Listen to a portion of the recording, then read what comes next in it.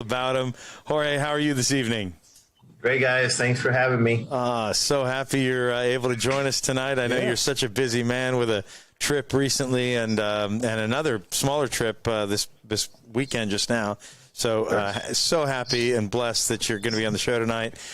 Craig Bell, how are you feeling? Well, I'm feeling good now that we're on. It took a couple of seconds to get to this point, so I'm feeling better. I love it. We're on. Yes. Craig is going to run a quick intro. Let's get this podcast started, All right, buddy. James Scott Campbell, here we go.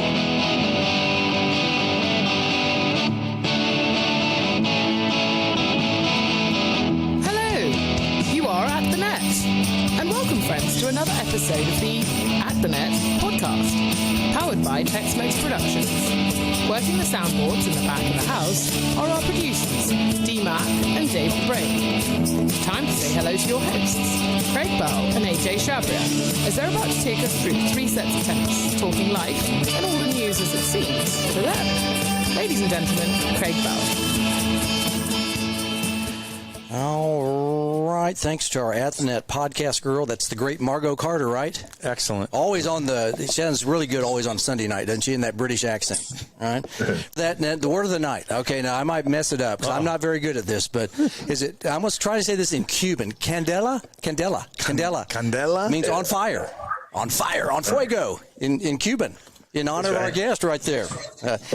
And welcome, fans of the great game. You're listening to Season 1, Episode 120. Can you believe that, AJ? 120. Wow. Of At the Net Podcast is on my left, AJ Chabria. And on my right, as always, Craig Bell. And tonight we're speaking the great game of tennis as it seems to us. Thanks also go out to our good amigos at Tex-Mex Productions. That would be one Darian D-Mac McBrayer. Actually, I talked to D-Mac a couple of days ago. Good. So he's doing well. Good man. And Dave the Brain from back of the house are on the soundboards. Well, they're not really on the soundboards tonight. You're producing and co-hosting. Trying to, anyway. Moving the dials buttons to make us look like real people, not the holograms that John Yandel says that we cannot afford, right? Not yet, at least. All right. And also be sure to like us and follow us on Facebook, YouTube, and Instagram. Plus, check out our good work on Fireside, iHeartRadio, Apple Podcasts, Google Podcasts, Anchor, Breaker, Castbox, Overcast, Pocket Cast, Radio Public, and Spotify. I'm getting pretty good at this one. I can read fast, Love it. That Oklahoma, education, that first grade education comes through pretty good. Basically, that's all the important communication sites the kids find popular today. And if you'd like to read the opening intro like the great Margot Carter, hit us up on some digits, right? Yeah, you can email me or DM on Instagram or Facebook or whatever. We'll have a look at your demo tape. I'll work with you on a script. Yep. But gosh, tonight. This is in fuego. Oh yeah. Candela. Candela. How do we say it in Cuban? The Cuban dialect of Espanol? Candela. Candela. I love it. There we go. It's really a candela. Candela. There we go. I like the little extra emphasis right there. Okay, is that correct? Does that mean on fire? Is that correct? Yeah. Okay, good. Yeah. See, I did it. I think the kids would say lit. Lit? Now, right? Well, welcome to the podcast, Jorge Capestany. We've been circling this date for months, and it's a real pleasure, real honor to have you on the podcast with us tonight. Welcome from upstate Michigan. Is that correct? Yeah, Western Michigan, Southwest Michigan, and here we go. Yeah. All Michiganders here, like Chicago. This is Lake Michigan, and I'm only like 2.5 hours from Chicago. From the big city. South side. Closest big city is Grand Rapids, Michigan. Mm-hmm. Wow. Well, that was the brain calling me back. So that's good. Yeah, so I had to shoot him a text real quick, say I'll call him a little bit later. But, hopefully it's not 102 degrees. It was 102 I saw today in the Dallas area. Has it been that warm up in your neck of the woods?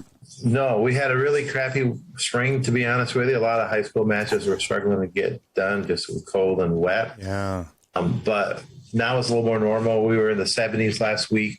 This coming week will be 80s and 90s. I think the high at 93. So not what you guys get, but it'll feel warm for sure. But well, gosh, you have so many good players in tournaments like Nationals, Midwest Closed, of the high school tennis that you just spoke of, but also college tennis. Jorge, you got to tell us how you got involved in the great game of tennis as part of our first set here. How'd you get started?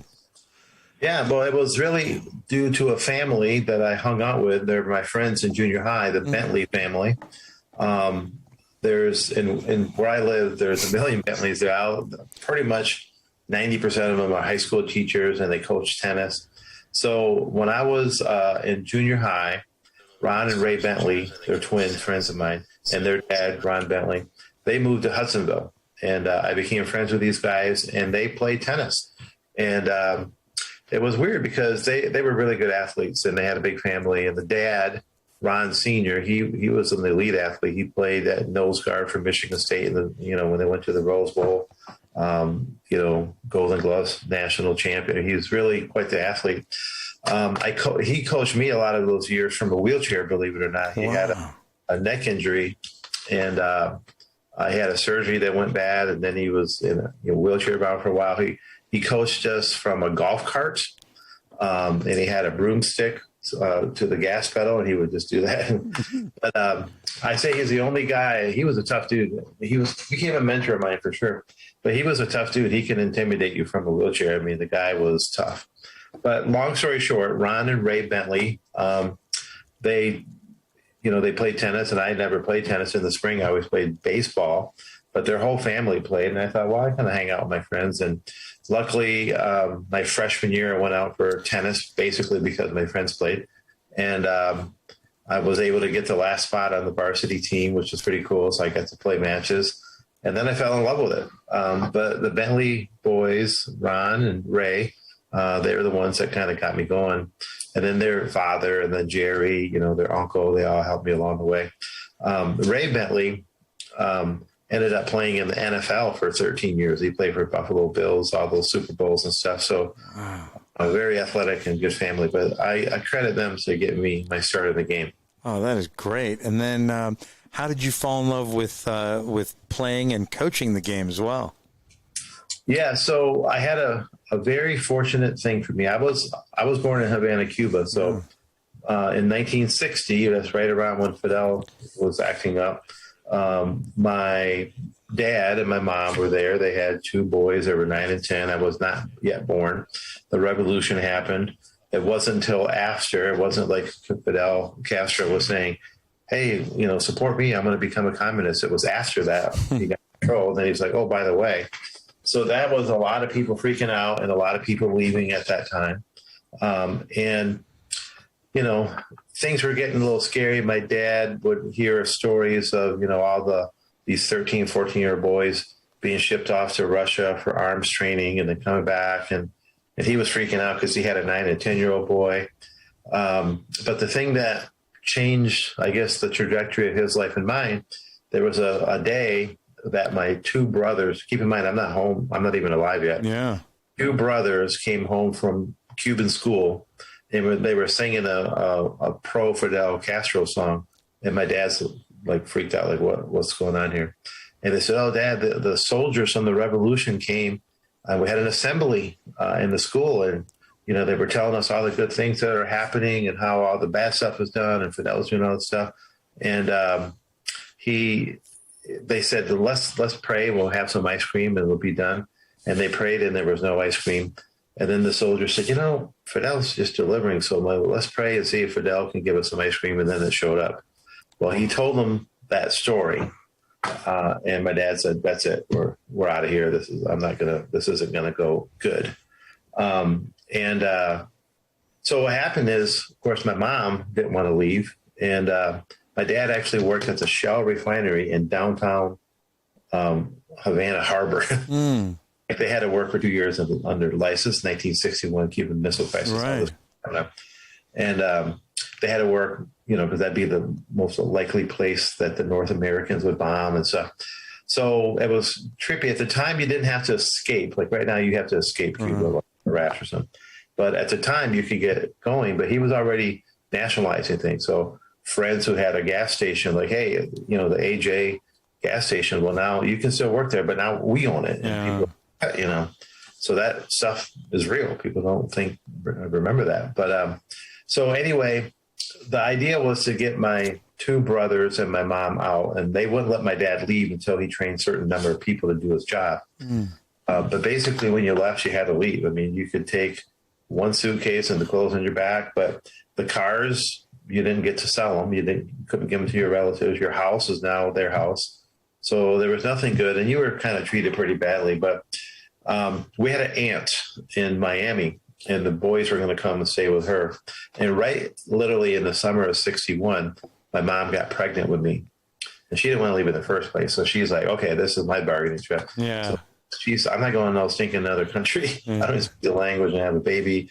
So they compromised to send the two boys. My two brothers went to Miami, and then my mom had me in February of '62, and then we were basically out of there within a couple of months' time. And then my dad actually got to go like the following summer. So it took like almost a year for him to be approved to go. And when he did, probably 3 months after that, the curtain went up. So people were stuck. And my family knew. I remember ladies coming over to my house, Cuban ladies, when I was a little kid, who had their husbands there. And that was just it, dude. You're not going to see them for 20 years or 30 years or whatever. So it really was kind of funky. But that's how I got to America. And then my dad was a pretty proud guy. Of course, at that time, everybody that came thought it was temporary. I have, I don't know if I have it here. This will trip me out. This is my refugee card. Dade County, Miami, Florida. Yeah. Interesting. And what's really funny about this is Jorge Capestany, okay, sex female. They thought Jorge was a girl. What the heck? So so refugee meaning everybody thought they'd be going back, that Castro's just a temporary problem and, they'll be getting at him.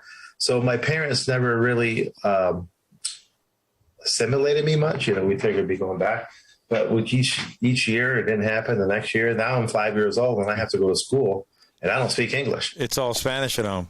So it's like, oh boy. So I'm in rural Hudsonville, Michigan, and I'm going to school, and it started dawning on my parents, maybe we aren't going back, which crushed them obviously, but they're very grateful to have been here and be accepted. So that's kind of how I landed in Michigan, because there was a church that sponsored us. At the time, my dad wouldn't take money. He said, I need a job. The kind of funny, sad thing is my dad loves the water. He lived on the ocean growing up, and he swam. Even as an adult, he swam every day. So he was being shown places that would sponsor us. And they had a map of the United States, and they showed him Denver, and they showed him this place and this place. And they showed him a place in Hudsonville, Michigan. He saw the lakes, and he's like, Michigan. I'm going to swim. Yeah, and poor guy didn't know it was frozen half the year. So that's how we ended up in Michigan, and that's how I ended up with the Bentleys, who kind of entered my orbit when I was in middle school. And then Don Dickinson, after I played my freshman year, Don Dickinson is an old coach. Mm-hmm. He coached Luke and Murphy. He was my coach, and he was the high performance coach at the time. After my freshman year of high school, I thought, you know what, I'm going to play tennis. I'm going to actually not only play every year in high school, I'm going to try to train in the off season. Mm-hmm. It's Michigan, so I have to find an indoor club. I found one called Ramblewood, not that far away.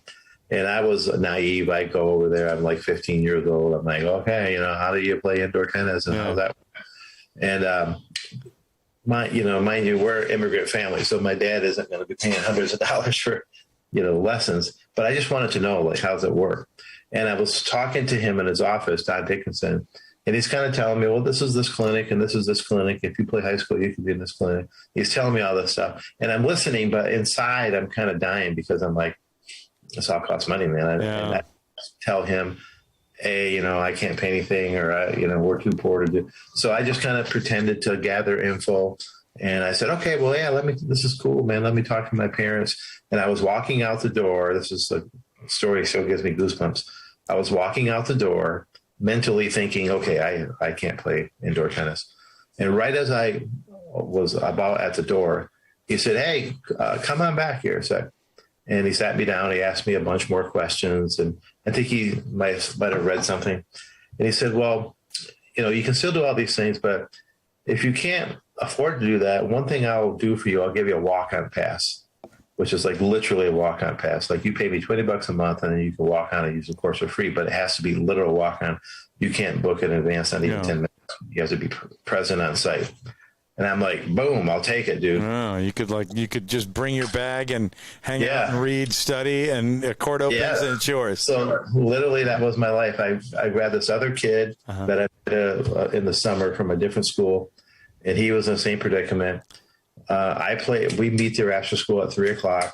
I would play him a set. I'd had no training, but I enjoyed playing, and I was playing him, play the same frigging guy, dude, like 15 sets a week for like over a year. And that 4:00 would come and the clinics would start, and we'd go and do our homework in the lobby. And then at 6 p.m., the quote old people would come, and they were all pretty much booked up the courts, but we'd be there and like, hey, did everybody show up at 6? Yeah, they all showed up. Okay, more homework. 7:00. Hey, everybody show up. Well, court eight's not here. Boom, I'll take it. Yeah. Well, you gotta get off there if they come. Yeah, we'll do that. So I was a club rat. I lived at their club, and I tried to get free courts. And then the coach, Don, saw that I was really dedicated, and he knew my situation. So he started giving me opportunities like, hey, Jorge, if you want to do one of these clinics, maybe you can clean the courts, sweep the courts, and then I'll put you in a clinic. I said, hell yeah, I'll do that. Yeah.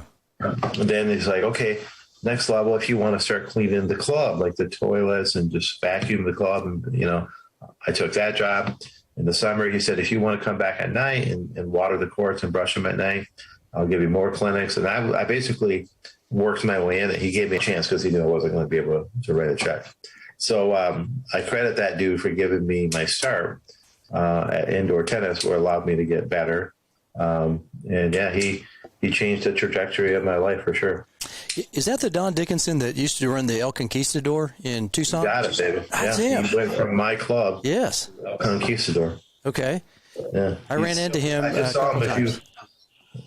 Yeah, go ahead. No, I was just saying I ran into him a few years ago, and I was sitting there going, Don Dickinson, that sounds like very familiar guy that's in Tucson. So tell us, you just ran into him a few months ago, you say? No, a couple of years ago, I was there for the tennis congress. That's where you and I met, and that was at the place, Tucson. Right behind the hotel up in those little mountains. He has a house there with his wife. So I checked in on him a couple of years ago, and still good. He was 70 at the time. He was out of tennis. He was into teaching high school. And he loved it. He just didn't look 70 for sure. But that guy was special in my life for sure. Don later went on to coach. Did you say Murphy and Luke Jensen?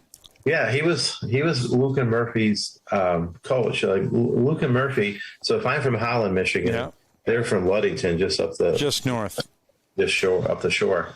And Don at my club, Ramblewood, when I grew up, we were owned by an apartment complex, and it was Don's brainstorm to start an academy, the Midwest Tennis Academy. And people came and lived there, like Johnny Falbo, who won the Kalamazoo Nationals one year, Luke and Murphy, and they obviously won the French Open doubles and won in the world as a junior. And I was watching all that. That's why I'm pretty close with Luke and Murphy. We kind of go way back, and I just saw him over the weekend. But that's kind of how I got started in tennis. And he gave me my first. The last job he gave me was to teach. And he said, if you teach, but you got to get certified. He sent me to Quebec. I didn't know USPTA, PTR, or anybody. Yeah. He said, here's how, and he gave me a piece of paper, and I ended up driving to Quebec and had a week with Dennis Vandermeer and got trained. I learned a lot. And then I started teaching. Tremendous. What Don prepared you for has eminently qualified you to be a mentor of other coaches at a professional management program at Hope College. Tell us about the idea of being the cleaner of the courts and the teacher of the bottom of the barrel lessons, and then moving your way up. Tell us about how you convey that to college kids who are trying to become directors like you, like us. Yeah. So I'm not really proud. Even to this day, I'm the manager of the club. I'll do whatever. If I gotta go, we don't have janitorial service over Christmas break because we're one of the few buildings on campus that stays open. We're 100% open. My indoor 6 courts are owned by the college.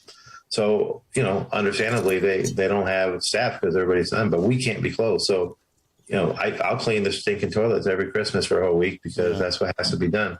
I think if people see that, and then they're willing to do it. So obviously not every 18, 19-year-old wants to do that kind of stuff.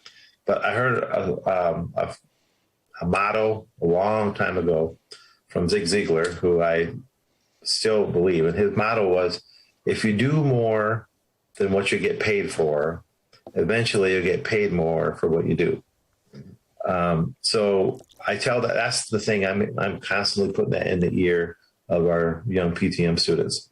Wherever you go, whether you're working for us at the club or your internships, go the extra mile, do stuff. You don't be the guy that's like, well, that's not my job. Well, I'm not, just do everything. Cause it always shockingly, corrects itself. You'll always get paid more if you do more than what you're paid for. But too many people is like, no, I get paid this and it's not my job to do that. So why would I do it? This is abuse. It's just a mindset, but it's helped me a lot. Those people don't last and don't really truly succeed in a fulfilling way long term. So great advice to your young folks. Yep. Craig, before we go to the second set, anything from the crowd? We got a couple people chiming in. Rick Eckloff is asking if he says Jorge has some great stuff on YouTube, on the YouTube channel. Any plans to post more there? He likes your stuff. So I'm sure you're always updating content all the time, right? Well, yeah, it's a little confusing because I got two websites. Really, if you just go to KappestaniTennis.com, you'll see both in one thing, and then you can go left or right. But the probably the site that most people see the free stuff on is just JorgeCapestany.com. Yep. That's my name. And on that site, there's hundreds of instructional videos. Everything on that site's free. So there's, 10 videos on the serve and 10 video lessons on ground strokes and all kinds of stuff. Probably 300 videos total over there. Also on that site, you'll see slow motion footage of the pros, 1080 and still 240 frames a second, because the last year that they allowed pro practices to be filmed at these big tournaments like Cincinnati and all that stuff. You see a lot of my fellow online coaches have tons of that stuff. I was able to get in and I got all kinds of great footage. Shockingly revealing, when you see 240 frames, Federer, still 1080 quality, where it's full depth, it's pretty revealing. Yeah. So a lot of stuff on that. So that's JorgeCapestany.com. Most coaches probably know me for TennisDrills.tv, which is a subscription site that has over 2,000 tennis drills on it, and it just keeps growing. We've hit the tipping point where things are going great. We have, courses on there now, 80 courses. And probably 30 of them you can take for a quiz and get credit for USPTA, PTR. And, my whole kind of speaking career started almost by accident too, because I would go to these. So I taught 64,000 hours on the tennis court. I'm 60 years old now. Back in the day, I stupidly would teach, 45, 50 hours a week. I worked 7 days a week. My wife, luckily, teaches tennis and was a certified pro and still is. Yeah. So she was with me at least, but just completely overdid it probably. But I gained a lot of experience, and I think having my wife be part of it was kind of a major piece to us. I think us tennis pros have a fraternity because it's not the most family friendly profession. We get busy right after school when most people are getting ready to go home to their families. And we have split shifts. We work holidays, we work weekends, work evenings. So, I've always wanted to help coaches however I can, because I think we're kind of like a fraternity. Yeah. So I would always be looking for drills. A new drill for me, man, if someone taught me a new drill, I would be happy for like 2 months. So I go to these conventions, PTR, USPTA, and otherwise, and that was my main thing. I was looking for drill ideas. Sometimes I got a few, sometimes I didn't get any. So I started chirping up and telling, the organizations, guys, you got to do more drills presentations. Everybody here is looking for drills, which I still think is true. And I became enough of a pest that I think it was Tim Heckler that told me, well, why don't you just speak on drills? I said, well, I'd be happy to, Tim, but the problem is I won't learn any new drills if I do it. If I'm teaching them, yeah. Right. But I'll do it because I think you need it. And I remember it was, early, like maybe 2002 or something. I was speaking at a national convention. My drills title, or the title of my presentation, real creative, drills, drills, drills. And in my head, I had this vision of what a perfect drills presentation would be. And it would be me going through the drill. Here's the problem this drill solves. Here's the drill itself, and cover it in like 3 to 5 minutes. Don't belabor it. Don't do one drill for 28 minutes, because I sat in the audience with other coaches doing that. I go, that's a good drill, dude, but I get it. Can you give me a second? You don't have to tell me a million nuances. So I set out with thinking, okay, I'm going to try to cover like 14, 15 drills. And I'm going to say, okay, this was called triples. I use it for this specific reason. Players, let's go. And I demonstrated, all right, be aware of this. Boom, next one. And I was able to pull it off. And that day probably changed my life a bit, because you know how after you speak, there's always a handful of people that come. Sure, questions. An army of people, like people coming like, hey, could you come and speak here? Could you come and speak here? And I'm like, what the heck? Mm-hmm. Literally, I had like 25 people wanted me to speak at their divisions or high school conferences or whatnot. And that wasn't something I was used to doing. I enjoyed it. But then I'm like, okay, well, how does this work? Like, do people get paid? Do I have to take time off work? And, how often can I do it? Will my bosses let me go away every two days to go do some of this? So, but that's been fun, because I do like teaching. I do like presenting. My sweet spot is drills. I'm good with tennis drills. I'm not the world's best tennis drill guy, but I have a lot of good drills, and I think I know how to present them in a way that coaches like to absorb it.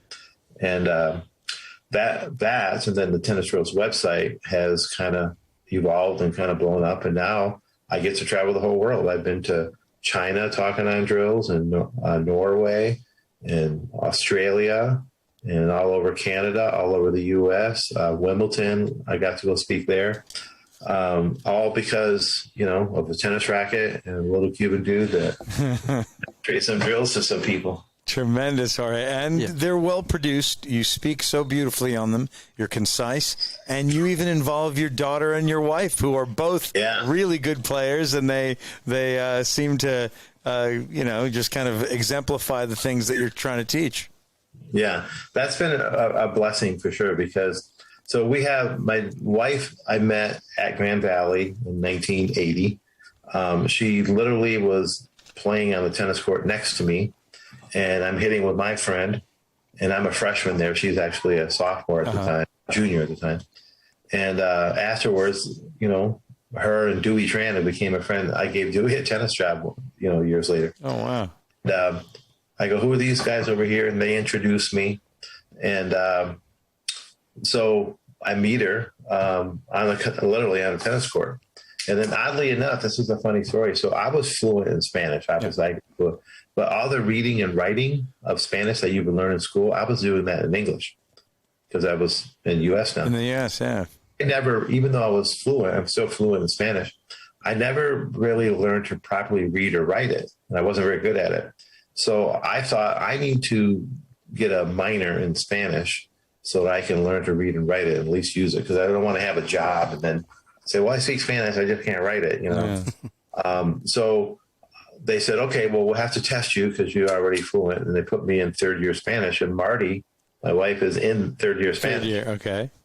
So then we started studying together, and then we started hitting, together, and then started dating, and then, got married, and then we're both lifelong tennis pros. Our daughter, our one and only daughter, who's 30 now, she was born, and Marty went to Grand Valley on a volleyball scholarship. She's a really good athlete. And we both love tennis, but we had this daughter, and we didn't want to ram tennis down her throat. In my probably the first 15, 20 years of my career, I was a high performance coach. I had kind of, frankly, lucky, really good players in my area, and we developed a couple gold ball champions. And wow. You know what happens if you develop one of those, and the whole world thinks you know what you're doing. So they start coming from all over the place, and if you don't screw it up, you can have a nice thing. I do have fond memories of that time, but I wouldn't do that again. That circuit and being gone and the stress of, nationals and all this stuff, it's not for everybody. Yeah. I tell our PTMers, a lot of them come in and they think, oh, I want to work with high performance kids. And I go, you know what, dude, you might think that. Yeah. The money and the fun and the normalcy is working with everyday kids. And if you do high performance, they're going to be, and do it well, you're probably going to be gone on a lot of weekends. You're going to have calls all the time. You're going to have probably more likely crazy tennis parents and, out of perspective players. And so anyway, we wanted Carly to do whatever she wanted. So we did the parent sports buffet, which, I think happens in life. Sure. We put her in volleyball, put her in karate, put her in swimming. When we bought our home, when she was 6 months, we moved to a new home. And my wife and I thought is, we want to be the house on the block where all the kids come to. So we need a house with a pool and trampoline, and we're going to be the place. I don't want my kid somewhere else. I want all the kids to meet, because I know I'm a good guy, and I just want to, have my kid in my orbit. So we did that. We had a house that was in Hudsonville, and it was great. She grew up swimming. But of all those things, she kind of settled on two of them, volleyball and tennis. First, it was volleyball. And then a true story, I took her to the Midwest USPTA has her Hall of Fame, ceremony at the Cincinnati tournament. And as a past president, I've been on those committees and stuff. So I go and I take Carly and Marty with me, and Carly's probably 9 years old. And she was completely fascinated by watching the Bryan brothers. Mm-hmm. She's not even really into tennis at this point, but she's watching the Bryan brothers, and I'm pointing out, we're kind of looking from behind. I go, look, Carly, they're going to, without even looking at each other, they're going to both be doing it, and they're going to both split step simultaneously. They got this evil twin stuff going, Carly. Check it. And she was just like, no way, look at that. And it was fun. And then she was like, man, maybe I'll do a little tennis. But what changed it, she was the volleyball captain, 7th grade, 8th grade, 9th grade, 10th grade. And all those years, she enjoyed volleyball, but she didn't really enjoy being a captain. She had a lot, anytime there's team drama, it falls on the captain to fix it. But as a freshman in tennis, she made varsity as a freshman, which now she's with older kids, right? Because they're all like juniors and seniors. And frankly, probably just a little bit more mature. Sure. And I remember her telling me after her freshman year of tennis, she goes, Dad, I want to play more tennis. I like that maybe even more than volleyball. And I said, well, I know a pro that can teach you. So I started working with her privately, and the next few years we became Midwest ranked and ended up playing at Hope and played as high as number 1 singles through number 3 singles and had a great career. So I got to coach my daughter, basically. That's a beautiful thing. And you have her in tennis drills videos. Yeah. And now for a while it was rough because she was in Pittsburgh for 5 years, but now she's back. So we just spent her. I took her with me to Hawaii last week for a whole week as we spoke at the Hawaii conference.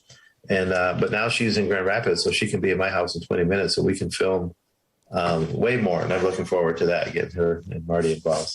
Tremendous. Jorge, you've already really taken us off nicely on the second set where we talk about current projects and future projects. Can you take us through some of the things that you see out there that you'd like to help people with as part of the current projects? And I'm not necessarily talking about professional tennis management, but more just what you see out there either, and you're free to kind of talk about other tennis coaches or the recreational players who aspire to be very, very good players. Yeah. So a typical day for me is my job that I do, 40 hours a week is I manage the DeWitt Tennis Center at Hope College. Those 6 indoor courts, we have 12 outdoor, beautiful stadium outdoor courts. We're in the summer now, so we're running academy tomorrow, literally. Oh, wow. Probably in about 11 or 12 hours here. We have a sold out week, 72 kids, 6 kids on the court on all 12 courts. So that's my job. In the winter, we have indoor programs. But a big part of what I enjoy is I'm not teaching that much on the court. So when I started the PTM program at Hope, I was the founder, if you will. I was one that got off the ground with Scott Schultz and the administration at Hope. But Adam Ford, one of my proteges, which I think you know. Yeah. Lovely guy. Adam's awesome. Yeah. He does an incredible job. He's co-director with me, but really he gets paid. I don't. So he does all the work. I see. Recruiting, and he's great at mentoring. So I'm having a lot of fun these days, just kind of growing up. Anybody that's listening probably knows of the massive shortage of tennis coaches. Yes. And quality tennis coaches on top of that. So We'll probably have 15 PTMers next fall. I don't think we're ever going to be 50, 60 PTMers. Not sure we can handle that. But the ones that we're putting out, I'm very proud of them. One of the things we do in our PTM, I think a lot of them do that. I think we probably do this more than anybody, which is you don't just hear me talk to you about teaching, you go teach. So I got 19-year-old AJ. Okay, you're picking a lab, red ball, orange ball, ladies teams. What do you want? Every semester, pick a lab, and then you go teach with a pro, and you get your feet wet, and you get your hands dirty, and you actually experience it. So we just graduated a kid that went to work for Butch Staples, another one that just took a job at St. Joe. And these kids, at age 22, they have over 20 or 1,200 hours of experience with their summer internships and the 50 hours a week times 8 semesters. That's 400 more hours that they do with us under our supervision, hopefully listening to me do a good lesson and picking up on that. So that's huge. And I love creating curriculum for that because my website has a little mess and I can make courses and take quizzes, and doesn't all have to be face-to-face. So that's kind of efficient. So that's one big area. Obviously, our tennis center is rocking. It's got record revenues every year. We haven't ever had it back. We've been at capacity for a couple of years now. Like last year, for the first time, we had a wait list of private lessons throughout the whole school year. 31 kids. Wow. That wanted privates, couldn't get it done. And our after-school lessons has 78 people on the wait list. Every court that we can teach on is programmed and booked. So, I want to obviously make that continue and have good programming there.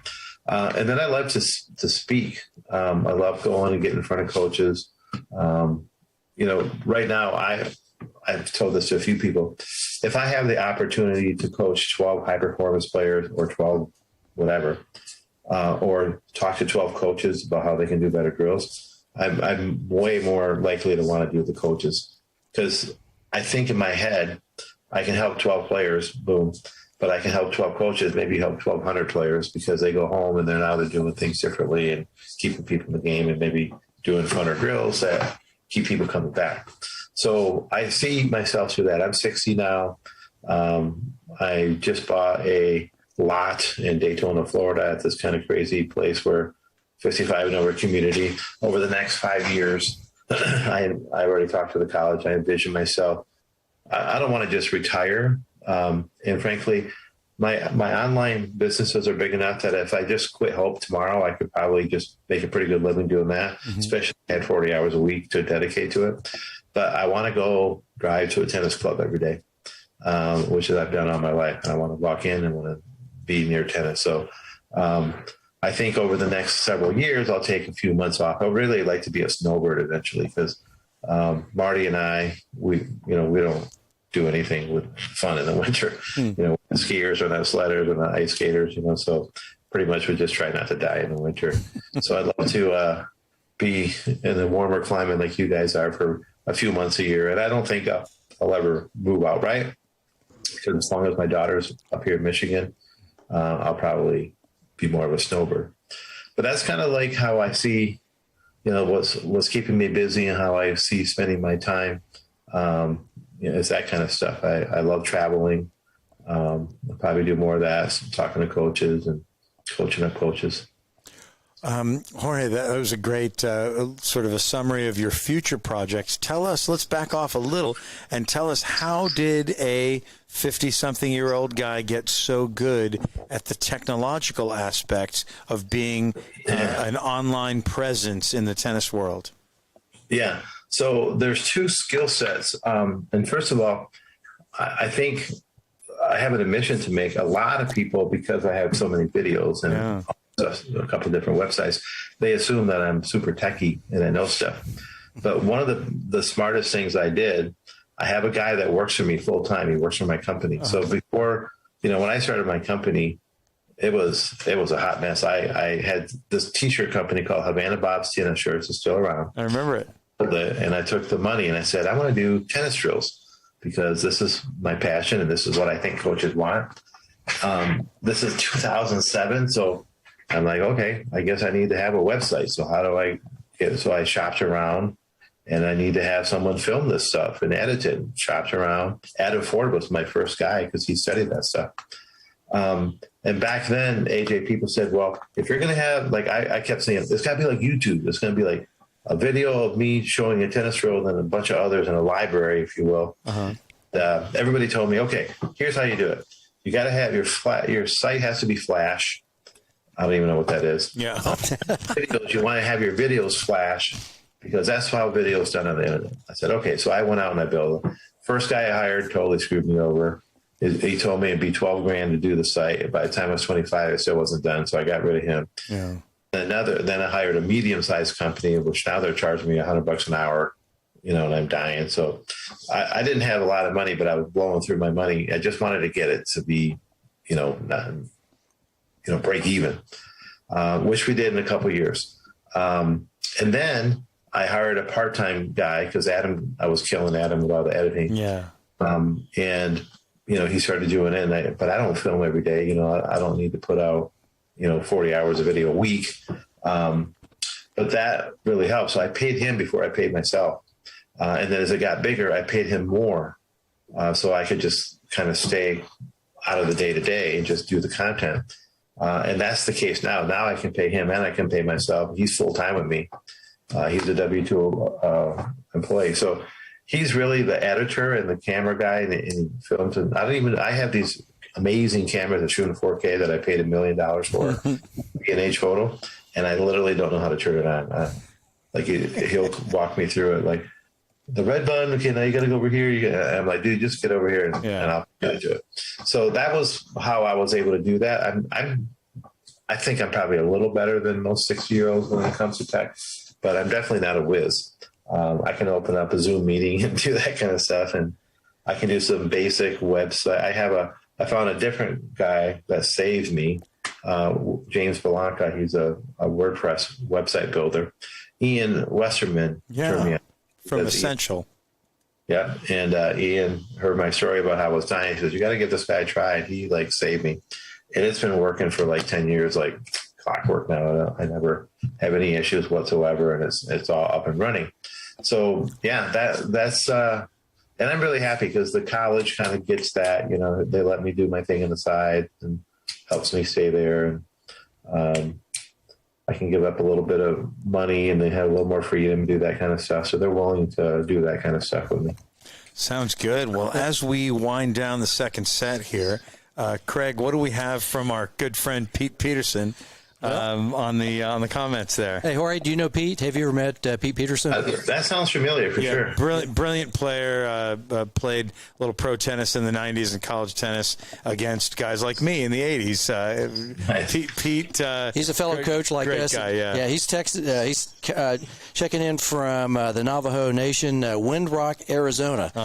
Cool story of becoming with Videos Jorge. So love the battle. That's his love moniker. The battle. Love Always. the battle. He's right there. Amazing. Yeah. What a great friend. Yeah, so Pete, appreciate you checking in from Windrock, Arizona, almost like Winslow, Arizona. Yeah, be close there. From the Eagles song. Right there, yeah. So, but as far as technology goes, Jorge, I'm right there with you. This is not my specialty. I just know, like Pavlov's dog, which button to push, and you get a treat. Sometimes if you push the button right, isn't it something like that? Yeah. I was sitting there listening. I was like, wow, I thought you were the guy that was behind all these things, and you are. But well, I tell you one thing that I'm proud that I learned. So years ago, the website was all drills. I didn't have technique. I didn't have any. It was just drills, and lots of them, 2,000 of them. And then probably 6 years ago, I started up the section called the lab. So now I had to get myself an LMS, a learning management system. And again, now I don't know about those things. So I found out there's a bunch of them built in for WordPress, and I picked one.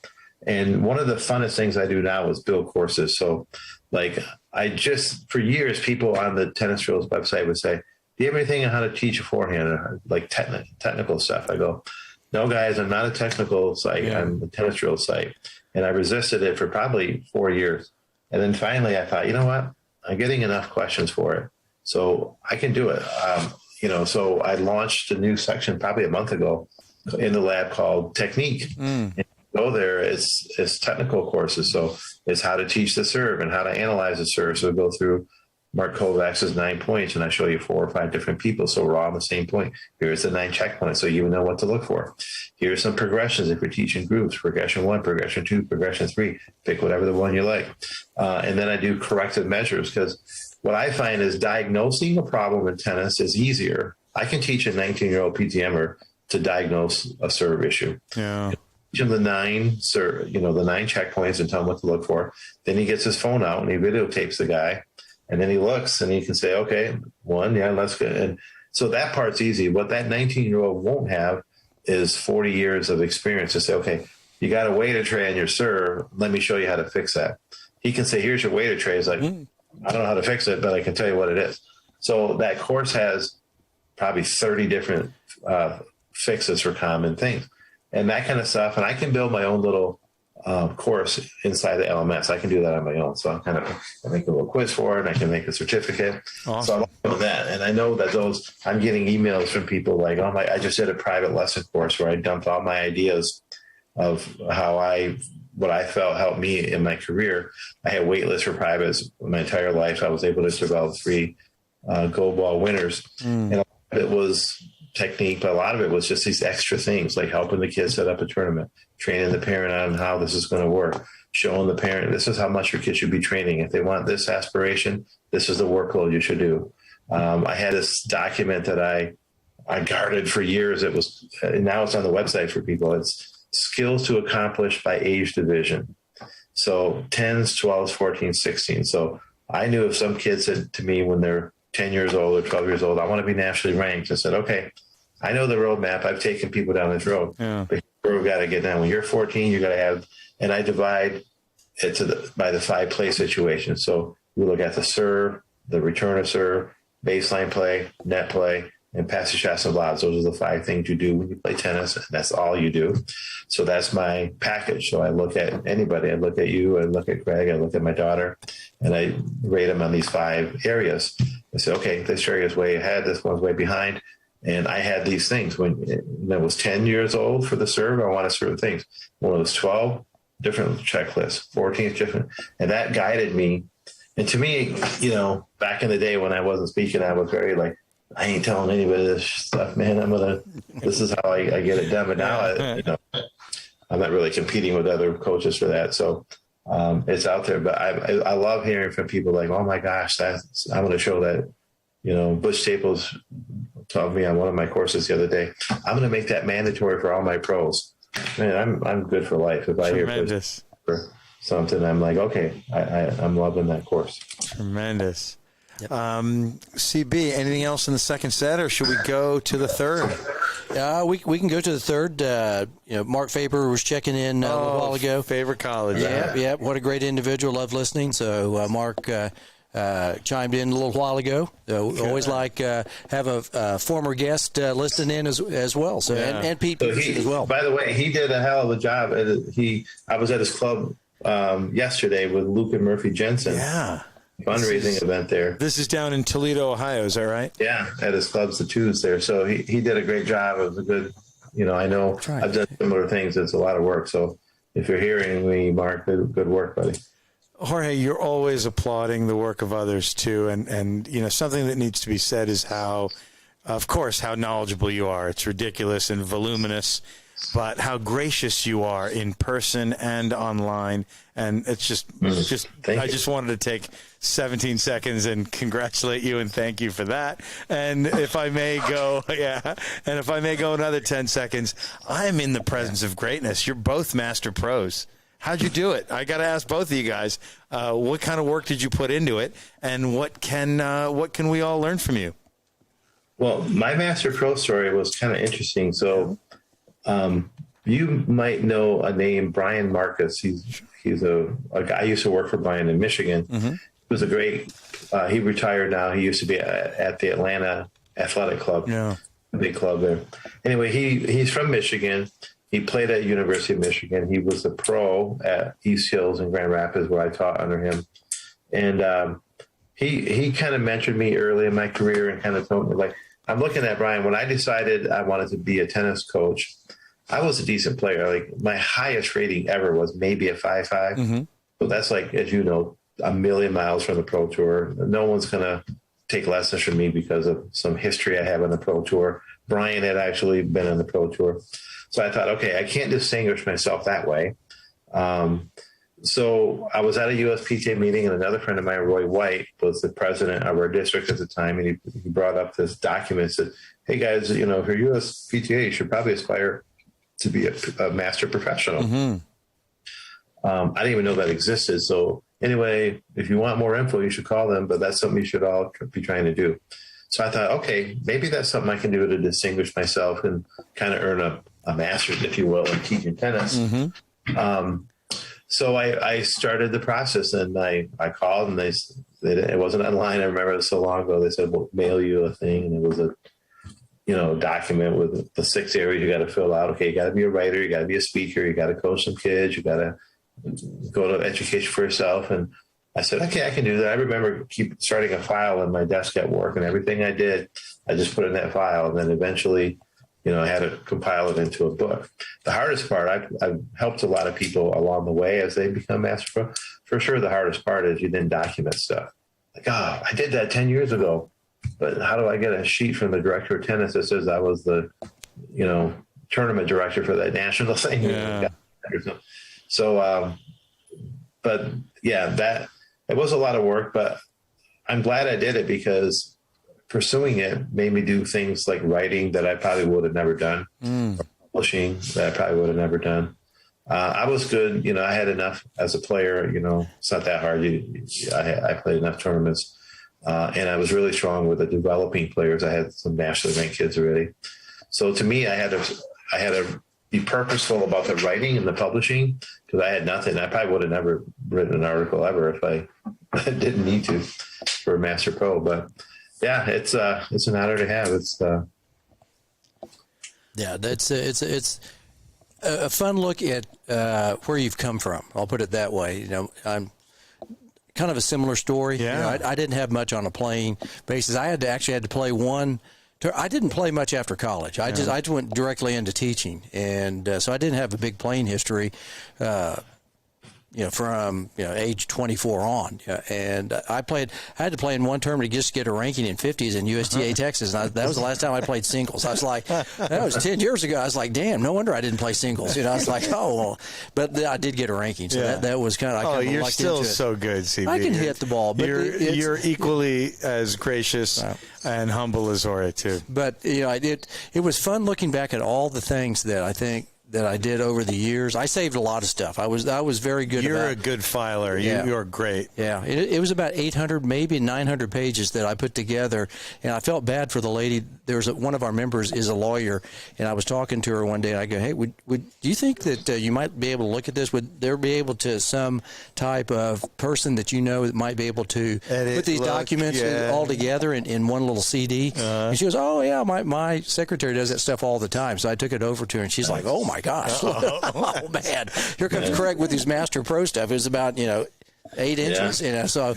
I it was unbelievable what this person did, and I made sure that they were well taken care of. Tremendous. So, oh my gosh, it was awesome just to go back and look at all the things. You just forget things that you could do it, EJ. I mean, you're definitely in that kind. world, You're very but kind. it does take a lot of. It took me a couple of years, I think, to put. I dinked and dunked with it on a Sunday afternoon when nobody was around here, and I got little plastic tubs at Walmart and started throwing stuff in every tub. Buckets, And it took me. I powered through it, and then eventually I put it together, and I was like. It was fun. I got mine in 1992. It seems like centuries ago, right? Yeah. Literally back then, you turned in a book. It was actually 2 books about 6 inches deep, because everything, a letter from the mom of the kid who was nationally ranked back in 1980, whatever. So it's just crazy. Now it's more turned in electronically, thankfully. Yeah. I still have those books because I'm not going to throw them away. They're sitting on top of my shelving at work, and they're both probably the spine is that thick on both of them, and it's fun to go through there because I'm like, oh my god, I forgot about Kevin Kabila. Qualifier was amazing. He played at this college, and what's up with him? So it's crazy. Yeah, that is great. Well, CB, I see some great comments. Dan Beadle. Yep. Yeah. Dan. Jorge's one of the best. When I was a student at Ferris, he often came to the banquet and would give all the students 2 weeks of access to his tennis drills TV site, invaluable drills I still use today. So awesome. Nice comment from Dan there. And then Pete Peterson commented back, said he would like to speak with you at some point. So we can maybe make a connection we'll put y'all in touch. Yeah, no problem. Yeah, because he's a great guy. He's done a lot of interesting work in the Native American community all across the kind of the western, I would say, west of the Mississippi at the moment. So really interesting guy. I knew him as a tour player and also a very high performance coach who was the assistant coach at Boise State University when they were top 10, and he's coached guys who've gone on to win Wimbledon doubles, and he went to not high performance, but recreational level and clubs and Native American programming. So good guy to know. Yep. And we'll have Pete on the show again. We've had him on at least 3 or 4 times. Oh, yeah. And we'll put him in touch with Jorge. Yep. In the meantime, CB, it is time for the third set. Who are we rolling with? We have 2 sponsors to talk about. Yes. I'll talk about the first one. That'd be the great Blair Descaret with Master Systems. We got our new lids. We'll get Jorge a new lid up there with Athenry podcast on the side. Is this the Master Systems? It's this side. Oh, there we go. There we go. Yeah, Blair Descaret. I have the old school dad hat, old one with the little tiny logo, but we're switching to these soon, and Jorge will, of course, mail you a couple. Yeah. I'm a little more hip than AJ is. Even clearly. He lives in the hip neighborhood here in the Dallas area where all the hipsters live. But Blair Descaret, if anybody needs any court surface work, resurfacing, building, nets, you name it, the great Blair Descaret with Master Systems. He did the courts right behind us here. They are amazing. Still in great shape. 9 years later, they have not been resurfaced in 9 years. It's unbelievable. You know what Blair and his company does. I think you do that for your serve. Do I? To keep it in the 130s. Yeah. It's just smoke and mirrors. It's smoke and mirrors. It's smoke and mirrors. Hey, our other sponsor, Mark Wylam, Sports Pros Connect, tremendous organization out of the UK. Yep. Yeah, so we've just recently started working with him, and I can't say enough great things. So without further ado, here we go. Third set, buddy. Let's have some fun, All Jorge. right, we're going to let our hair down, Jorge. You can goof off a little. You can spin the hat backwards if you feel like it. Let's talk about rock and roll. Put your glasses upside down. And first band you saw in concert. Who did Jorge Capestany see in concert? Yeah, so I haven't seen a lot of concerts. My orbit didn't, but I'll freak you out when I tell you who it was. Tell it. Meatloaf. Meatloaf, who recently died. Yes. Yeah. Sadly, Meatloaf came to Grand Rapids. I don't even know, 80s probably. Yeah. And I went to see Meatloaf at the first musical concert. Wow. And then, while we're on that, interestingly enough, my daughter, we like all kinds of music. I like salsa music. I grew up listening to that. Yeah. I like salsa. My daughter could speak Spanish fairly fluently. Okay. Now she's a social worker. But for her 18th birthday, I took her to a concert here in Grand Rapids, Michigan of Kid Rock. Like Kid Rock songs, right? Local boy, yeah. It was a little more R-rated than I realized it would be. So she's like getting a kick out of it. I'm like, oh my God, what am I doing? Wow, Dad. Like basically almost strippers out there in the thing. But the music was great. It was quite the experience that we can laugh about now. Kid Rock. That's right. He's a Michigan guy. Kind of like Eminem, I believe, also too. And he from up in the Michigan area. Yeah. There you go, Detroit. I think Eminem's from this area. Detroit. There's a few good guys. Let's see, Motown. Were you a Motown fan ever? Did you? Oh yeah, grew up listening to that for sure. I know you love Celia Cruz, the amazing artist from your childhood and before your childhood, really. Yeah. That was parents, I remember fondly. My parents, grew up. I mean, I grew up in a house here in Michigan. Which was basically like a weird little transport back to Havana because my parents strictly spoke Spanish in the house. I spoke Spanish. We ate pretty much Cuban food all the time. They had Celia Cruz playing all the time. I mean, my parents would, for no damn reason at all, dance to Celia Cruz in the living room most nights. And I just remember Celia Cruz. I like all the modern Spanish songs as well. But Celia Cruz, I've always wanted to see her in concert. So true story, my mom and dad lived in Havana when she was growing up, or kind of becoming famous at the Tropicana. Mm-hmm. And my mom and dad would go there and dance while she sang. It was a common thing. And they wanted to do it a few times before they left. So they went. I was in my mom's belly. Wow. Dancing 6 feet away from Celia singing, so that my mom told me, my mom's passed now, both her parents are passed, but she said, you were actually closer than you think to Celia Cruz, because I was always regretting, man, I haven't seen her in a concert. Now she's passed away. And I did. But that was kind of a bummer. But what a beautiful voice, musician, and beautiful face. Just an incredible presence. Celia Cruz. Yeah, I was listening to some on the App Store, the iTunes. I started listening. I was like, this is pretty cool. I like amazing. I like it. Kind of like a Gloria Estefan and the Sound Machine. Had that kind of that Latin vibe. Right. That was some good stuff there. I kind of remember. I remember Celia Cruz, and then I was kind of like, oh yeah, that's what that is. So fun stuff. So if you're in a band, we always like to ask this question because we think it talks about personality. Where does Jorge Capestany sit in the band? And you might have been in a band. Are you the lead singer? Are you the piano player, drummer? Congas. Okay, there you go. Yeah, congas or drums. I'd be all over that for sure.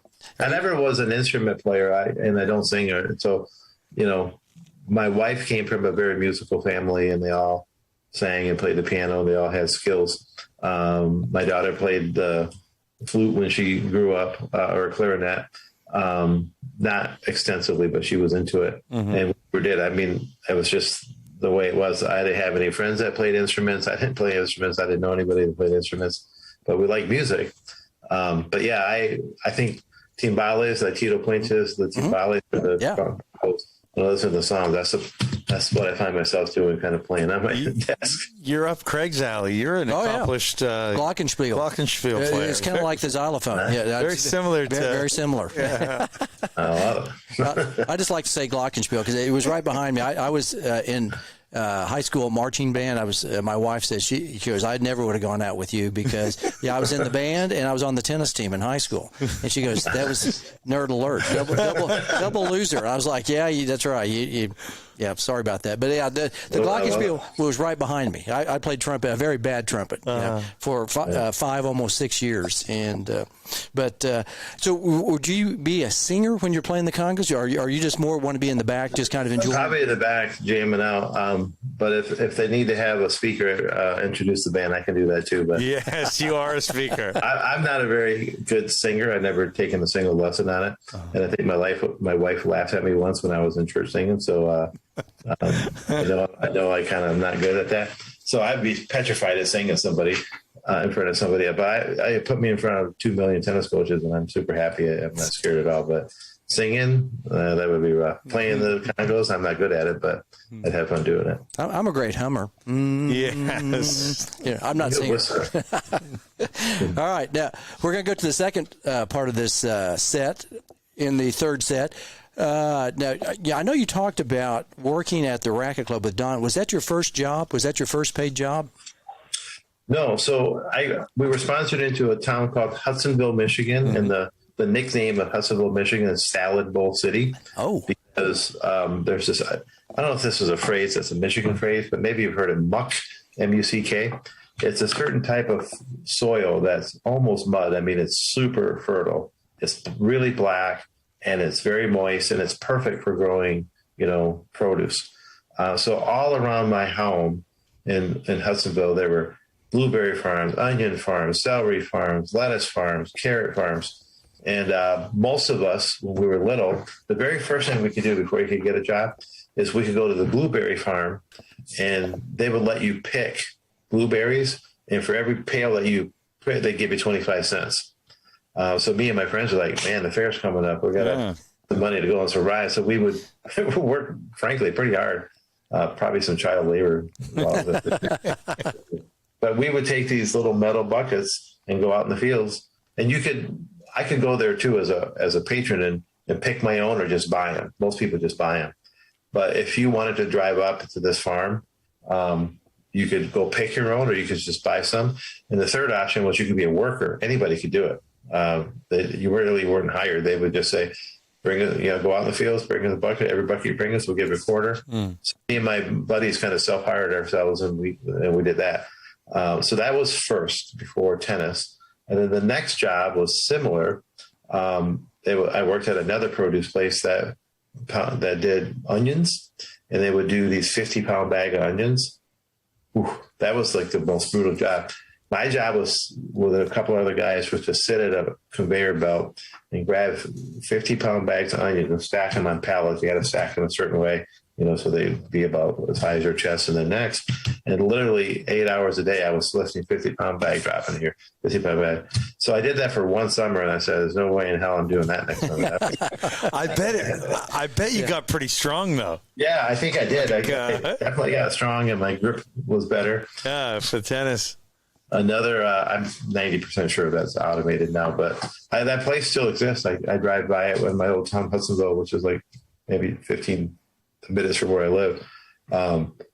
So it's funny to kind of go back and see some of those areas in the church that sponsored us and stuff.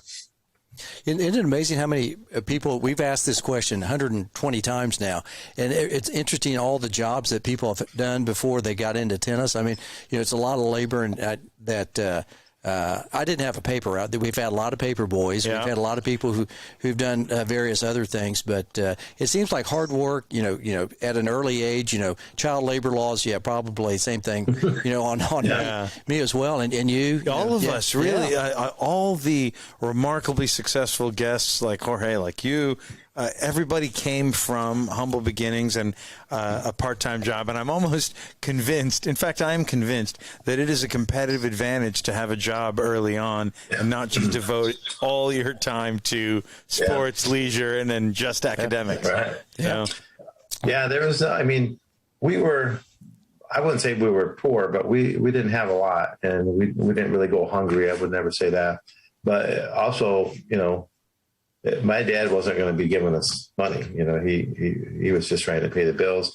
He came from Cuba when he was 38 years old, didn't speak the language, got the first factory job the church could line him up with, and worked as much overtime as he could so he could make more money. For me to come up and say, "Hey, I need $100 for that," it wasn't going to happen. So, and that was really the same way with all my friends in my neighborhood, that we were all friends and played outside and were athletes together. Same, semi-lower income, and all of us worked. We freaking hustled, we'd do whatever. And nobody was too proud. The muck fields, man, that was the other job in between those two. You would go down, imagine just acres of rows of onions, which grow under the ground, right? Yeah. And we'd go through in our hands and knees, like a pack of like 8 of us, 13-year-olds or whatever. And we had to weed them. And if there was one that was rotten, we had to take it out. And it literally, you had to wear jeans because it was by the time you were done kneeling, we'd kneel in the sun and crawl basically for all day long. And our knees would have like mud packed this. It was like concrete almost. And we were all happy because at the end of the day, we'd have $6. Like, no way, man. Amazing. This fool's paying us $1 an hour, man. Right. Man, we're taking advantage of this guy. He's really getting the short end of the stick.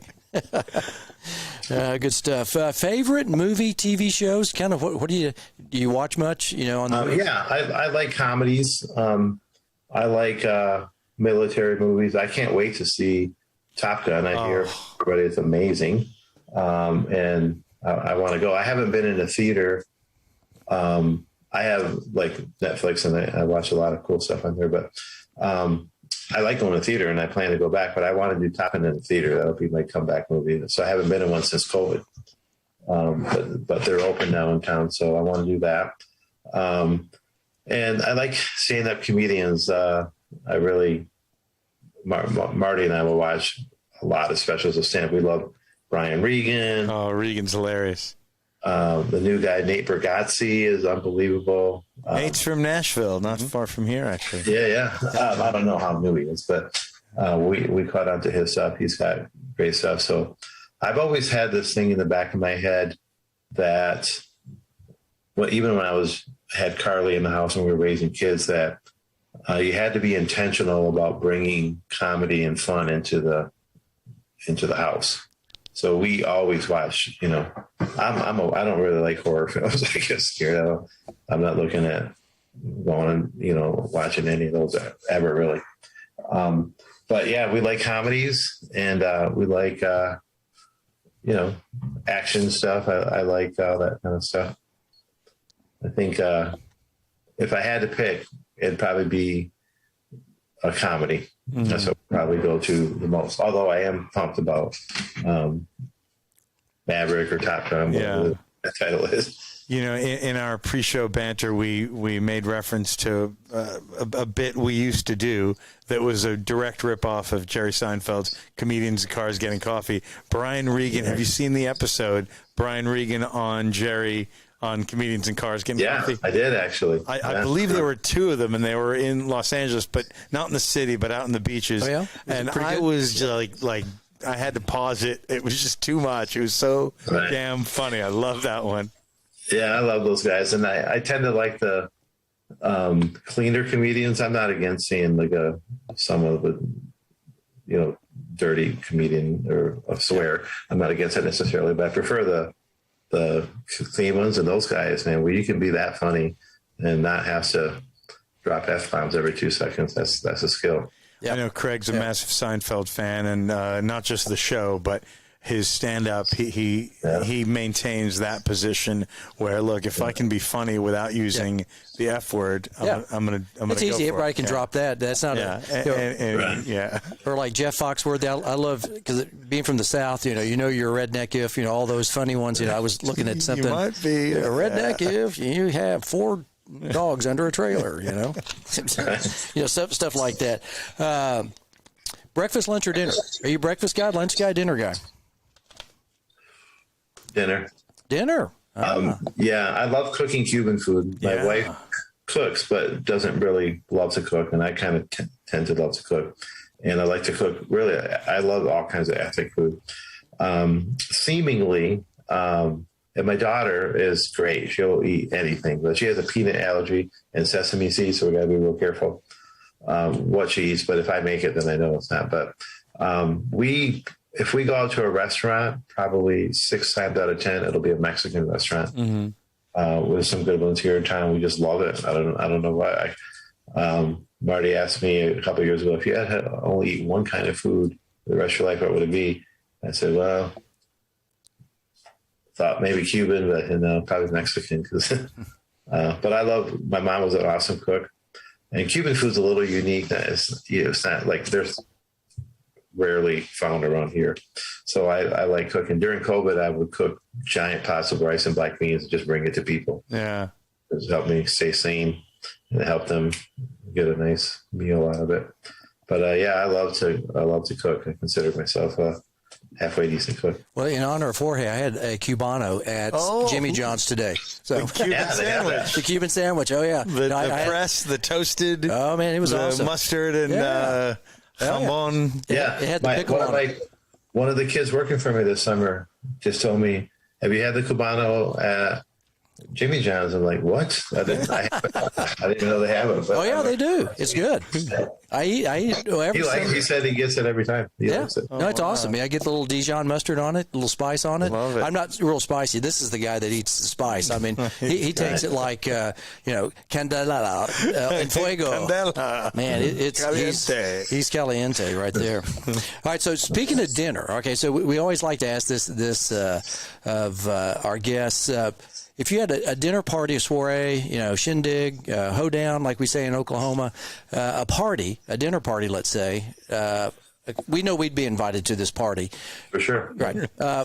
4 dinner guests, maybe more. It can be anybody from, Adam and Eve all the way back to people in the metaverse, Yeah, great question. So I would want to, I'd probably want to invite at least one of the founding fathers. He was probably George Washington. I'm thinking he would be one. By the way, George and Martha, my wife's name is Martha. And you're George Jorge. George Jorge. So I'd probably invite him. I'd probably I'd want to hear from Celia Cruz. I never got to see her. I like to hear her story. She had like a shockingly crazy story. It was like a whole 80-part miniseries on her that we watched. Wow. I thought, I'm not going to watch 80 freaking episodes or something. And I ended up watching them all. They flew. Binge watched. Yeah. I love to maybe invite Billy Graham and pick his brain a little bit about his life and his journey and stuff like that. I'd love to have, I knew Dennis and he trained me. I'd love to have he's passed now, obviously, but I thought he was really brilliant in how to coach tennis and help coaches coach. Vandermeer was amazing. And like you, he remembers everybody's names and everybody's tennis strokes and anything, right? Yeah, he was a freak. I mean, he's way better than me, but he would literally, like when we went to get certified in Quebec, he would have, there was a lot of us there, probably 40 people there. And what he would do, he had somebody filming with a little old camera, and we're just doing half court, mini court stuff, he would go by and say, okay, what's your name, Jorge? Where are you from? Huntsville, Michigan. Okay, Jorge. Where were you born? Jorge sounds different. Yeah, cute. Okay, move on to that. He'd have like a 15-second conversation with everybody. And then we go in this room, and he would put a TV, this freaky, and he would have people video about all, and without even looking, not only did he remember the name, he remembered the order. Okay, this first person here is AJ. He's from this guy. I think his forehand, he's a little too risky. He could probably keep that elbow contact. How did you know? And here's the next guy. His name is Craig. He's from Texas. And said when he hits his forehand, I'm like, what in the hell? But he was that way all the time. I mean, I don't. He was so he must have trained himself to do that. That's just way not normal. Yeah, I've heard that. I've heard that about him too, which is incredible. Because I can. What's your name? I don't know this guy. Correct. He just showed up. Or hey, I'm sorry that. And you are. And this is regarding. Yeah. Those are the people I'd invite. I'm sure. My brain just thought of Albus. I'd like to. Oh, yeah. But his whole deal, because he had an unusual background. Everybody kind of thought he was kind of like a crazy rock star, but he had the gospel part. He was a Christian, I think it would be, to pick his brain and all that. I was just watching Love Me Tender. It was on the Western Channel. So I'm a Western. I love Western. So I'm always over there on 538 on the direct network. So I'm always falling asleep to something on a Westerns type of, but I liked Elvis. Elvis was really good. He was a good actor, in addition to being, an outstanding musician. Obviously, I mean, the king of rock and roll basically is his moniker. And the little guy from Tupelo, Mississippi, right? Yeah. So Memphis suburb. Yeah. All right, East Coast, West Coast. Are you an East Coast guy, West Coast guy? Kind of what's your vibe? Man, that's a tough one because I'm stuck in the Midwest all my life, and I like it here. But when I go to the East Coast, I think if I go to the East Coast, it's usually New York.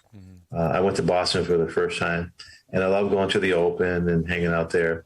So I like that. When I go to the West Coast, I do that less frequently. I don't know if we consider the Palm Springs the West Coast. Of course. I tend to go out there. But if I had to pick, like maybe where would I retire to or want to spend more time, I'd probably pick the West Coast. Interesting. Or Florida. I like. Yeah, I thought you were going to say Daytona Beach. Yeah, Daytona Beach. Get a little pad down there. Because then I have a lot of my Cuban family are still in Florida, and for years they're all concentrated in Miami, but now most of them are out of Miami, and obviously a lot of them have passed on now. But my cousins and stuff are mostly in Jacksonville, which is only like an hour and a half from Daytona. So that's part of why I kind of wanted to go that way, because I can at least be in their orbit and see them. Because I grew up with them. I grew up without them. Basically, they would spend the summer, in Michigan, and it was weird that we all came from Cuba, but then we got split up inside of the U.S. So I kind of missed not having, growing up. I had another set of cousins that were close to us. So that was good. I'm surprised they didn't want to come up and curl with you in the Michigan wintertime, on a little pond, Yeah, they definitely didn't come. Although they did like to see winter, they would love to come and see snow. Like I think some of them didn't see snow till they were like 18 years old or something. But I don't think they were looking to see it for 6 months out of the year. I was going to ask you if you ever curled. Have you ever curled up there? No. But interesting. So it's not really popular around here, at least that I know of. But I did this thing maybe 5 years ago, where Tennis Canada brought me in and we did a tour. Michelle Krause is wrapping up that same tour as we speak. Oh. They bring you to 3 big cities and you train some of the coaches. And one of the clubs, I think the second one that I was at, maybe it was Calgary. One side of the building was beautiful tennis courts, indoor courts. And the other side, in the same amount, like 4 courts worth of, imagine 4 courts wide, was these lanes of curling. First time I ever even got near it, I'm like, oh, no. There was a couple people playing. I'm like, oh, I got to get on that ice. I'm not going to curl, but I want to just go out there and say I touched it or something. So it was fascinating. And then I'm sitting there at the end. I'm getting ready to go, and there's no one out there. And I'm like, I can't find the guy to say, hey, can I just go stand on that ice? I won't mess around with it. And he's not there. And I'm thinking, what the heck? I'm looking for cameras, and I say I'm doing it. I open the door. I walk out. I don't get freaking 2 feet on the ice. And some little granny janitor comes and is like, you get me in here. Yeah. Where'd you come from? She busted me. That almost made me wipe out on the ice. I'd like to try it. I'm sure I'd be horrible at it, but it'd be fun to mess around with it. Yeah, but that's that. I figured everybody up there, Michigan, that's kind of a birthright, Yeah, Michigan, they have hockey's big here for sure. Detroit Red Wings were not very good at the moment, but we were dominant for a long time. Oh, man. So snowmobiling, Michigan is funny. Like here, we're south, but up north, Traverse City and the UP, that's huge up there. There's trails people go. So honestly, in Michigan, where I live in Holland, we get lake effect. So there's tons of snow, but there's not a lot of places to drive a snowmobile here. But depending on where you are in Michigan, that's really popular. Skating, I grew up, there was always, every town had several parks that you go around, do ice skating at. That's kind of gone away. Now it's all hockey. And if you do want to go somewhere to skate, like with your family, you just go to one of those places when they're not doing hockey and rent the rink or on the rink. But the days of, someone's pond being cleared off, and like everybody did that back then. And I remember doing it. I was never a good skater, but we just did it because that's what we did. But I don't see those ponds popping up anymore. No, ice. You don't have a shanty. You don't go sit. Oh, I wish. out there and ice fish, and have a couple of cold ones. That's great. I can't believe people do that kind of stuff. I was sitting there going, "You got to be kidding me!" When I was in Utah, I went to college in Utah. I saw a couple of trucks out on the ice, over one of the lakes there, and I was like, "You see these buildings coming up?" I'm like, really? People actually do that? And they'd build a fire in there and cook the fish that they... well, you saw that in New York, too, didn't you? Yeah. He's from New York. I'm from upstate New York, so 5-6 weeks of pond hockey, and I learned to drive a manual at the age of 12 on the pond. On the pond? On the lake, really? Yeah. So ice fishing in Michigan is medium popular. I live really close to Lake Michigan, which is like the ocean, but people don't do it there. It's too dangerous. And like when you go out, you don't even know if you're over the water. It just looks like mountains, because they freeze on it. But like in the inlet, the lake that leads out to it, people will do it there. Yeah. But I went to speak at University of Wisconsin or near there one year for the Minnesota coaches. And dude, that lake that's right by that campus, there was like 50 little huts out there. Little shanties. Everybody was doing it there. But I don't see that here in Michigan too much. I think it's better suited for inland lake. Inland, right? Makes sense. Yeah. Yeah. And Madison is inland, and I guess up in Green Bay, UW Green Bay, they have a little culture of that too, way up there. Yeah. Mountains or beach? I got a feeling, which I know the answer to this, but mountains or beach? Yeah, I like them both, but beach. Right. Are you visiting? You probably know Kirk Anderson, right? Sure. Kirk Anderson is a great coach developer, retired now. He's I was just guest at his house here just not even a month ago. He lives in Portland now, and he was doing some work with Pacific Northwest, and the section there has bought a couple clubs and kind of kept them going. They were about to go under. So I did some training with those coaches, but he had me up in the mountains. That was crazy. So he taught one day, we went out to the Oregon coast, which is like a whole thing. That thing was amazing. Way different than, it's not where you go swimming per se. Yeah. But the beauty is shocking, the cliffs and the rocks. And then the other day we went up Mount Hood, which is crazy. So I got to be up in the mountains, and it's really, we saw some epic waterfalls. This is like 200 feet waterfalls. The biggest waterfall I ever saw was like 10 foot or something, but it was shockingly beautiful up there. But if I'd had, even as much as I liked it, I'd rather be on a warmer beach than if the water's pretty, I don't like brown, crappy water. It's got to be something that I can look at and imagine myself going there without getting bit by a shark that I can't see coming. Sunrise, sunset. Are you a morning person or a night owl? Night owl. I think it's actually kind of seasonal. I kind of kid because, like, during the school year, I don't want to be the manager that goes home at 5 o'clock, even though I'm not teaching. And then, that's when the club gets really busy. Mm-hmm. So in the school year, I tend to go in like 11 in the morning, and I'll stay till 6, 7, 8 o'clock at night. Sounds familiar. Yeah, that's more. And so forever, I would stay up way too late at 1 o'clock. I watch all the late shows and whatnot, and that was just my time cycle.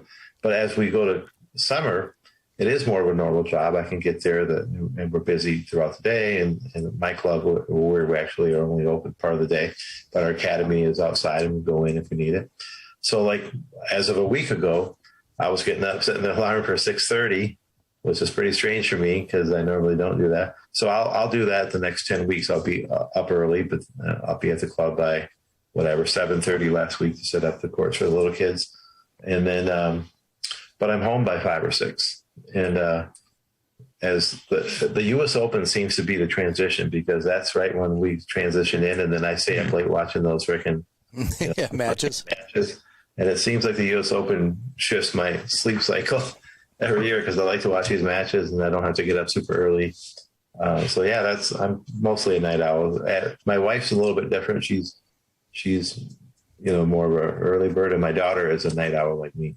Mm-hmm. So what we're going to do, Sid the Kid Newcomb last week suggested this, and it was a really brilliant idea. So we're going to come to Jacksonville, Florida, and watch the sunrise, and then we're going to go over on the west coast of Florida and watch the sunset.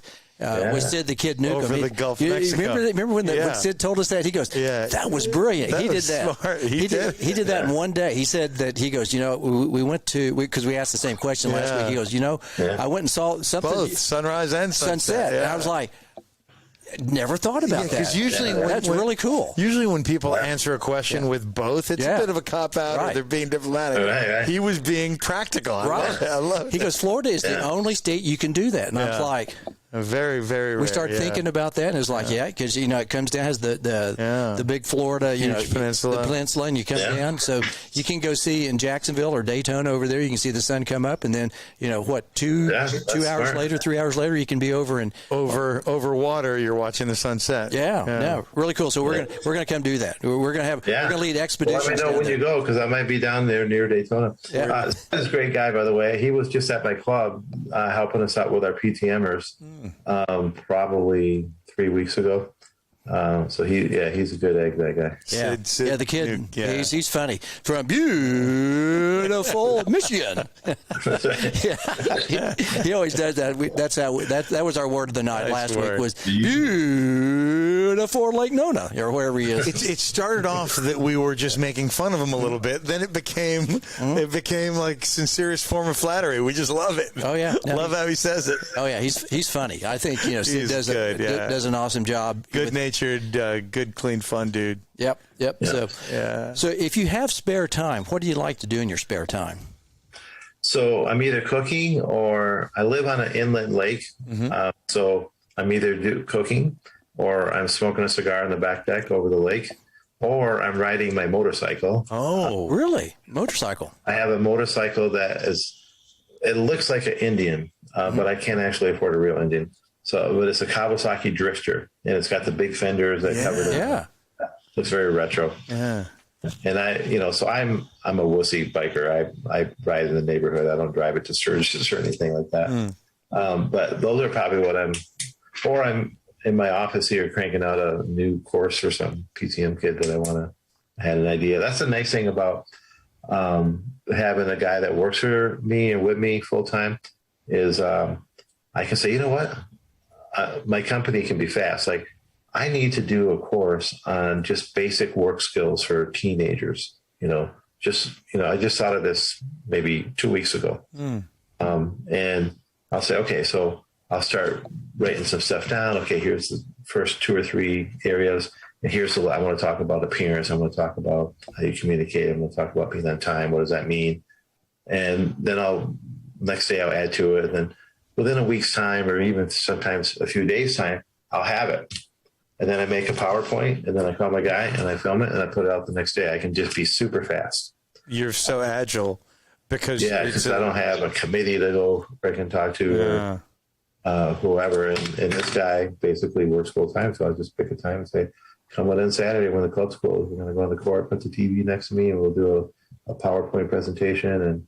And then he'll film it, edit it probably like in 2 days. And we'll put it out. So I love doing that stuff. That's fun for me. I'm just going back to that Easy Rider, kind of with the big monkey bars right there. I can see Jorge just coming down the road, like Peter Fonda and Dennis Hopper leaning back right there. I got beach bars, the really low ones that are kind of like it's down here. Okay. Yeah. So you're more laying down. You're kind of like the guy that's riding down the tollway. Here. No, not the crotch rocket. Those are scary. Those are scary. Mine looks like a Indian, or it's a drifter they call it. Yeah. A cruiser they call it. So it's like any Harley. It looks like that. But my bars, instead of going up like this, they're just low and they're like circular. Is that like a cafe racer? Yeah, it could be something like that. Yeah, I like that kind of bike too. Yeah, it's very retro. I liked it. And I bought this thing, 2004. It was brand new. It was $6,000. And it just works like a charm. It's a Kawasaki. But people literally, when I park it somewhere, they go, "Oh, I like your Indian." Is it an Indian? Yeah. Yeah, but it's not.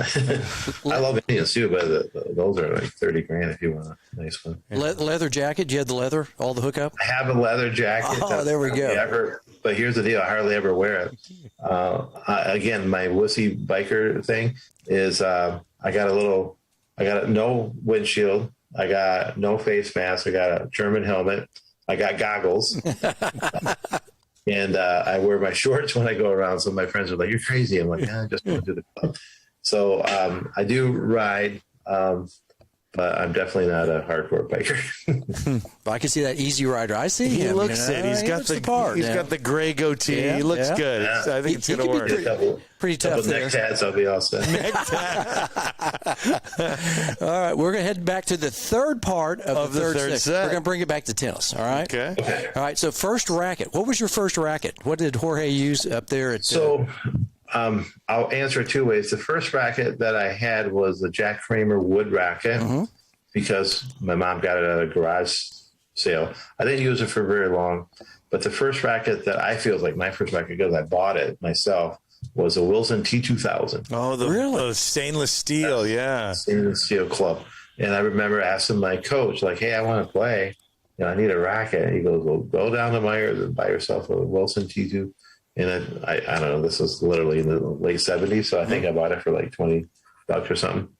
And to me, it was great. I mean, now when I hit with it, I'm like, whoa, how can you get it over? But that was my first racket. Do you still have it? Do you still have that racket? No, unfortunately, no. I wish I would have kept a lot more of that stuff.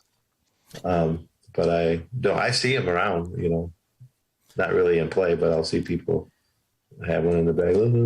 Little racket. Now, are you a stringer? Could you string that racket? Did you ever learn how to string? I did. I am a stringer. I don't do it now. but I can string. And I remember stringing that racket and hating it. I had to have the paper right next to me because it was so. Because of those. You got to go this way. Yeah. It's not just like this. You got to go. Right. And then it's like, no, but now you go this way. I'm like, You whoa. remember it, yeah, because it had those Right. loops, steel loops rather than holes and grommets. I strung one. That's Yeah. it. I said that's it. I'm not doing that one time. Yeah, that was not fun. What's your racket of choice today? Just Yeah, out of what do you get to curiosity. use What are you these playing with? days? So I played with the Blade 104. Wilson 104 blade, yeah. Blade 104 blade. I've always liked oversized rackets. As I got better, I played for years with a Prince Pro, that aluminum one, and then I played for years with a Prince Graphite. Love that one. That thing is still a good racket. So I was with Prince for most of my young life, and then probably a couple decades ago, or 15 years ago, maybe, I switched to Wilson, and I like their products. And I need power. I don't need a player's racket. When I play with a player's racket, quote unquote, one that is kind of dead, if you will, heavier and dead, I hate it. Even when I competed and I was halfway decent, I had kind of Johnny Mac looking strokes, but without the talent. Kind of had more compact strokes. I didn't have these giant wind-ups. So I needed a little bit of top off the racket to do some of the work, and not just me. So I still always played throughout. When I don't know what the Prince was. I think it was 110 at the old Prince rackets. Yeah. But I have a 104, and it seems fine. And I'm really just feeding nowadays. So I got my old grandpa feeding racket out there, really loose, and I'll just feed it and the trampoline out of there. Yeah, I can save my arm. I just strung one of mine up today. I got a new one, and same thing. It's a 110 now. I don't play with the 110, but you go high tensions, though. but not in this one. The feeding one, I went down to 52. Oh, that's a nice loose. Usually it's about 70. So I don't like rackets that are strung too loose. But for teaching purposes, I can flick fast. But, so I got an idea on this next question. What you're going to say: indoor tennis or outdoor tennis? Well, I love indoor tennis. I've always played indoor tennis, and I always felt like I was better at indoor tennis. One of the things that happens to our players here in Michigan, particularly high school players, is they train all high school season, let's say all indoor season, basically the school year, indoors. I'm talking the girls now. And then they have their season begins in mid-March. There's probably still snow on the ground, so they really don't get going until April. And now they're playing outdoor tennis when they had the last 8 months of indoor tennis. And it's always this rush transition. I remember going through that myself. And my overheads were way worse outside. And I'd like, the wind, I'm a victim. I was always complaining about it. So I enjoy being out. And I think even when I film, I film indoors, frankly, because I got good lighting and I don't have to deal with crap. I don't have the sirens going off. Yeah, the noise. The shadow, and an ambulance goes through, or the train, so but when I filmed outside during COVID, and if you catch it at the right hour, man, it's just so crisp and gorgeous.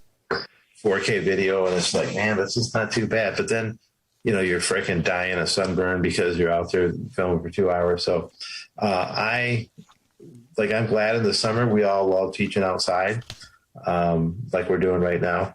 But I have really bad knees, so I don't compete so much, but I always did better indoors than I did outdoors. And my first club that I taught at, or one of the first clubs, they had this. So I don't know if you ever had it in your area. It was a carpet court. It was called Boltex. Boltex. It responded to spin like crazy. Yeah. And oddly enough, there was a club, East Hills, that I would play a lot of tournaments as a junior. And I don't know what it was about that surface, but I always treat on that surface. I loved it too. And they got rid of it because I don't think anybody has it now. But the wrap on it was kind of tough on your knees, so the older people didn't like it. But man, I could play like a demon in that stuff. So, but that was again like early '80s. Probably they had that, and then they got rid of it. But I liked it. It's just a little quieter, the ball. It sounded different, and Yeah, if I recall, it was almost, you could get whatever colors you wanted, but it was almost the same felt as a tennis ball. So if you hit spins, it responded. If you hit flatter or slicey, it stayed low. It was really, it encouraged a varied game. I always loved that court. Yeah, so that surface, I haven't seen it since the 80s, but I'm sure they're out of business now. Sure. So is treed still a word that juniors still use? I heard you say the treed, and I was that's a junior word. I haven't heard it since the 90s, but it was probably late 70s, early 80s when I grew up treeing. Yeah, it was a verb. Right. Yeah, you I heard a young kid use it a couple weeks ago. In tank, tanking.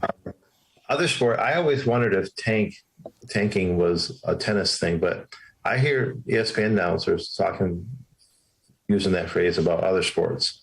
So I think it's, giving up basically. Yeah. I think was always pretty tennis specific. Yeah. And I think, some of the kids I coach use it, but it's not common now for sure. But I did hear a high school kid use it.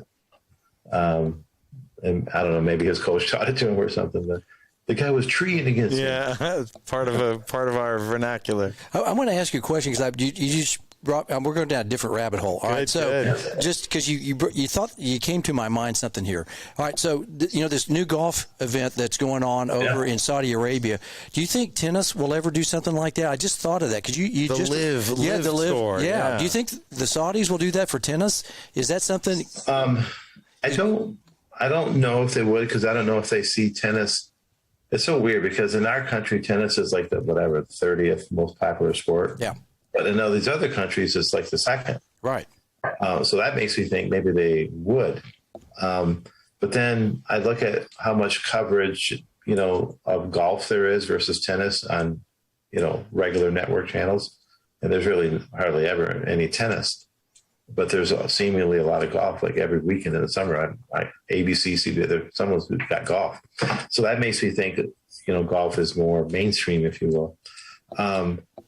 So I don't know if they will, but my thought is if they did, I think they would pull players because I think a lot of players would say, screw it, ATP, whatever, I can make money here. And kind of the same argument that some of the players doing in golf. But this already has that. I mean, there's people that won't take the month off because, this tournament pops up and says, hey, this is supposed to be the end of the year where you have your month off, but come over here and I'll give you $10 million. And then they do it. So I wouldn't be surprised if it did happen that a lot of players would take advantage. Yeah, because I just thought of that. We were just talking, and I was thinking about that tour. Is that good for sport? Do you think? Would it be if the ATP said, well, some of our top players and said, hey, see you later. I'm getting $150 million from these guys, guaranteed plus prize money, right? Rather than just prize money. I mean, that's a significant sum. Yeah. So I don't know if it's good or not, but I don't like the idea of disallowing it. I've just never been, for any of the PGA to say, okay, AJ, you did that, so now you're the enemy and you can't do it over here. Seems kind of small and punitive, especially, I'm pretty sure Phil Mickelson has hundreds of millions of dollars in the bank, so he doesn't need it. But a lot of those guys, tennis would be even more justifiable because so many, once you get outside the top 50, so many of them are freaking poor. They're just giant, pay the next bill. So if they could do something like that, I think it would be great. And if the tours came back and said, well, you can't do that, we're going to screw you over. And that, I think that'd be BS but golfers, when you're number 92 in the world in golf, you're multi-millionaire. Still doing pretty well. If you're 92 in tennis, you're probably got a motel and a used car and a suitcase that you're dealing with. Yeah, you're eating a waffle. It doesn't go. I saw reports about that once. Somebody put out a nice report, what's the 92nd person in the world make in all these sports? 92nd in football, 92nd in baseball. And tennis was shockingly poor compared to all, Yeah. And 300 deep in most sports, you're 300 in the world, you're a multimillionaire in most sports. But if you're 300 in the world in tennis, you're for sure trying to, you're not getting any majors. You're maybe not getting into the 500s. You're traveling, begging to get into a draw, hoping you make enough money so you can pay the next airfare to the next tournament site. So that's kind of a bummer. Yeah. About the tennis tour. Most embarrassing moment in tennis. Most embarrassing moment. It can be any playing or speaking or whatever. Well, I had one. So I'm really close with Luke and Murphy Jensen, right? Yeah. So we played. So I'm older than they are. So when I first met Luke, I think I was like 16 or 17. And he was probably 12. And my coach told me, I got this guy coming down from London. I want you to play him on the clay courts. He hasn't played in the clay. I want you to try your hardest, beat his ass as much as you can. And because he was 12, I could beat him then. But he got good, real fast. So by the time, I'm 22 and he's 17, he's like number one in the world in juniors. I'm not beating him really. But I could always play really good doubles. And I remember playing doubles at a tournament in Battle Creek, Michigan. It was prize money. And we were playing Luke and Murphy, but this time they're going to beat us for sure. If we go 6-4, 6-4, that'd be a good outing for us. But, I'm trying. I'm hoping to pull off everything. And match points, Luke is serving to me in the ad, and he's just dropping bombs. And for like 4 match points, I lob the thing, and we scrape out the point. And when it came to like the 4th match point, and there's people watching. This is like a finals, like a little baby prize money tournament. He takes his racket back, and he'd always do this, bounce, take it back, bounce. And right when he took it back here, he goes, wham! Underhand. Hardly underhand serve. Keep in mind, I'm way behind the baseline because I'm thinking it's going to be another. This guy was dropping serves 130 lefty and righty, right? So I see it. I'm like, no. So I'm like booking it. And I'm hauling ass trying to get this thing before it bounces twice because I don't want to get aced underhand on match point. Right. Watching. So I stab at it. I don't get it. It goes in the net. And now I'm going fast and I'm about to run into the net. So I'm like, oh shit. So I had the brilliant idea. Like, I got to jump this thing. I got to jump the net because I'm going to like trampoline off this thing. And I've jumped the net plenty of times, but always in the middle. It's an extra 4.5, 6 inches higher. So I jumped the net thinking no problem. And my foot catches. And now here's my body. This is my head. My foot catches. This picks up speed. I'm coming down to the ground. I'm like, and I throw my racket and I hit and I hit hard. And people are like gasping. Like first they're clapping. They're like, oh. And I'm like, knocked the wind out of myself. My elbow feels like I broke it. I roll over on my back. I'm like, ugh. And Luke shakes my hand while I'm laying on the ground. Nice man. So that was pretty rough. Oh, that's rough. So many people, and I never got it. So I should have just crashed in the net and fell back. But I had the brilliant idea of jumping by the net post, and I caught my foot. It was like a wipeout. And good on you for frustrating one of the best servers into, I guess letting go of some match points and then having to resort to the underarm. Yeah, it hurt me. So all the tournaments you've been to, what's your favorite tournament? Just curious, 'cause you've been to all of them, I'm sure. As a player. I have not been to the French. Really? And usually when I go, other than the U.S. Open, I had a long-standing gig where I worked it, where I would be, I don't know if you've ever been to the fan experience court. It's the indoor court at the U.S. Open. And they have the activities day, the whole day. And I would always have a few hours of stuff in there. For many years I did that. And that was fun. And I could bring some helpers along and stuff. So I like the U.S. Open because I like New York and I think it's cool. I got to go to Australia one time because I spoke at their coaches conference. That was really cool because the way they do it is their coaches conference is at the site. But you remember the tennis teachers conference? It was during the U.S. Open. It was in Manhattan. And that was nice. But there was just something cool about, I spoke at High Sense Arena, on the day before the tournament. So I remember going in there and they're kicking Anna Ivanovic off the court. Hey, the coach is here, and that place is air conditioned. So it was really nice. Yeah. So Mr. Capestany come down, they take me through the tunnel with the players who will come out, and there's 400 or 500 coaches there going to listen to me. That was a really cool experience. That was my one and only trip to Australia. So, and the tournament was well run. I think this is accurate. I think it's still the highest rated tournament by the players as far as what they like. Now, who knows if that changed after last year with all the drama, but I know it's really well received.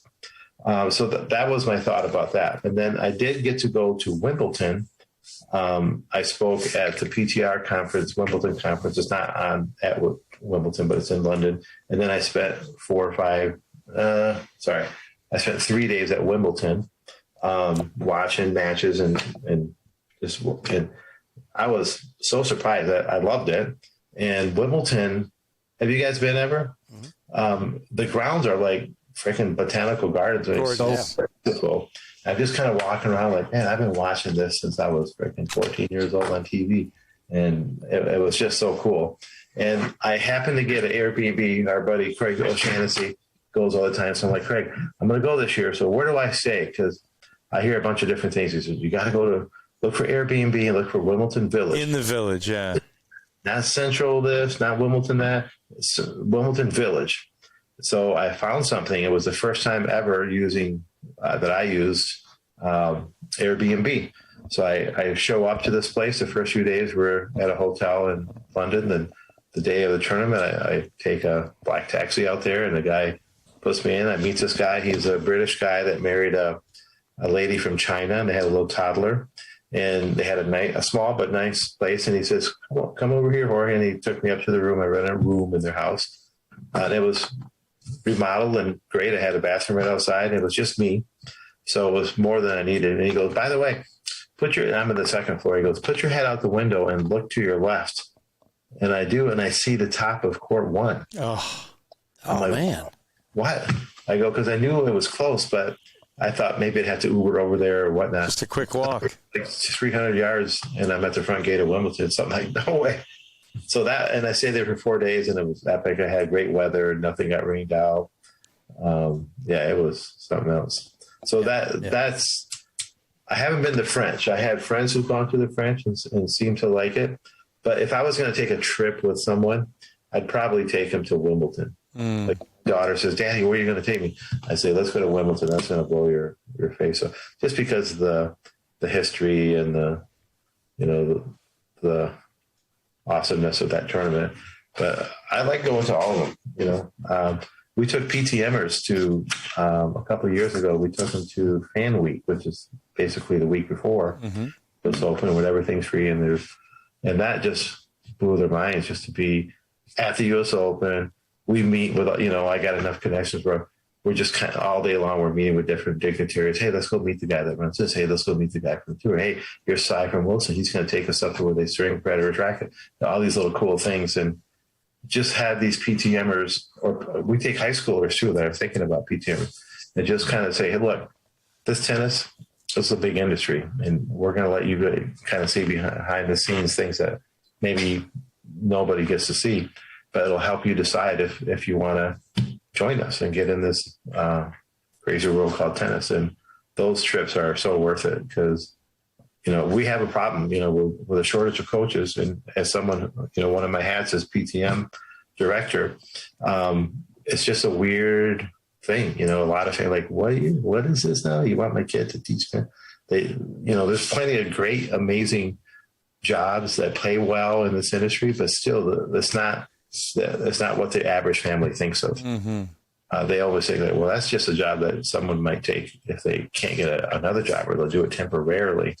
I'm like, no, there's some like that, but there's a ton of jobs, people making 6 figures all over the place with a nice life. You want to go to work with shorts? That's fine. So it's a lot of education, trying to get the family and the kids to kind of realize, like, wow, I guess I could do that. I got 4 full-time guys that work in my club. They're in the industry. That people that do it.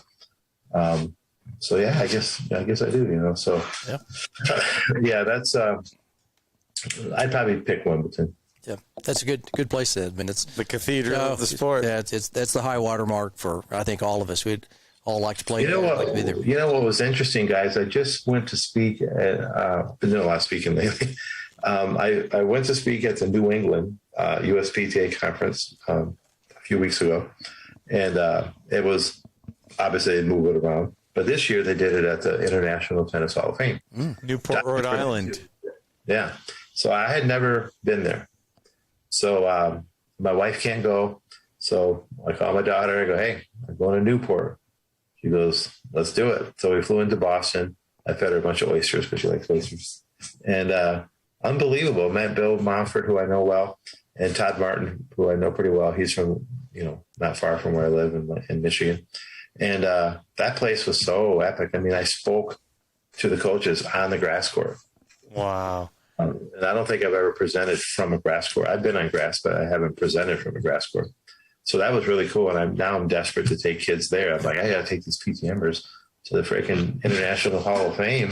So see everything that has to offer, because that kind of opens your eyes a bit too to the industry. And I know they would love it. So I'd love doing those trips.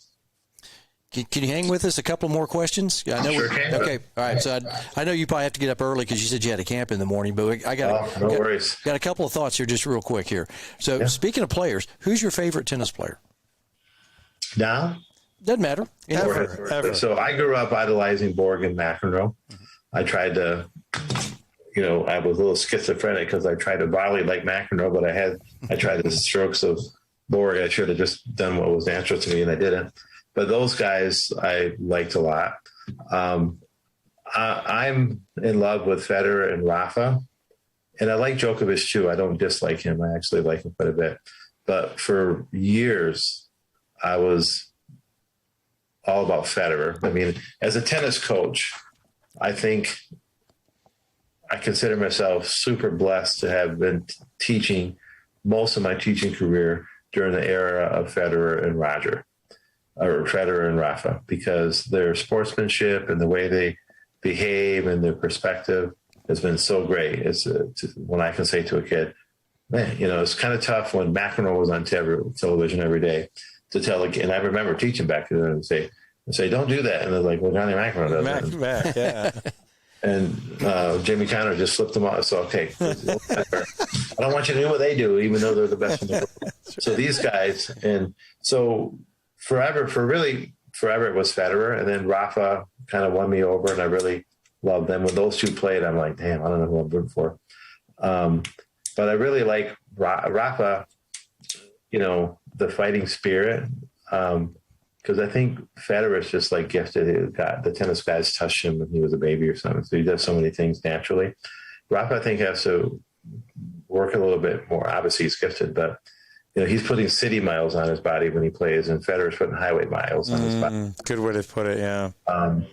And just that fight and the respect that you learn a little bit more about Rafa and how he's raised and what he thinks and how he's never broke a racket ever, how, and then you think Federer's never retired from a match. Like, what the hell? Like, I got kids dropping out of the backdrop flu, because they're pussies about playing in a kid that's rated lower. These guys don't. I mean, there's so many good examples. So I'm going to be totally bummed, because I know sooner than later they're going to be retired. And that's going to be a drag. But really, Rafa and Fed, if I had to pick one at the moment, I'd probably say Rafa. So, Rafa, what do you think about Jorge's, great thought about you? Well, thank you very much, Craig. No, it's a pleasure to hear such great things from Jorge. No, I admire him very much, and I appreciate the mention. No, Jorge, thank you. That's pretty good, buddy. That's pretty good. Yeah, Novak, you didn't make the list, though. What do you think about that? Oh, Craig, on the court as well as off the court, I'm a great admirer of Craig Bell and Jorge Capestany, and I hope one day I will earn his respect a bit more, right? In the meantime, I will give my heart to all four corners of his office, And That's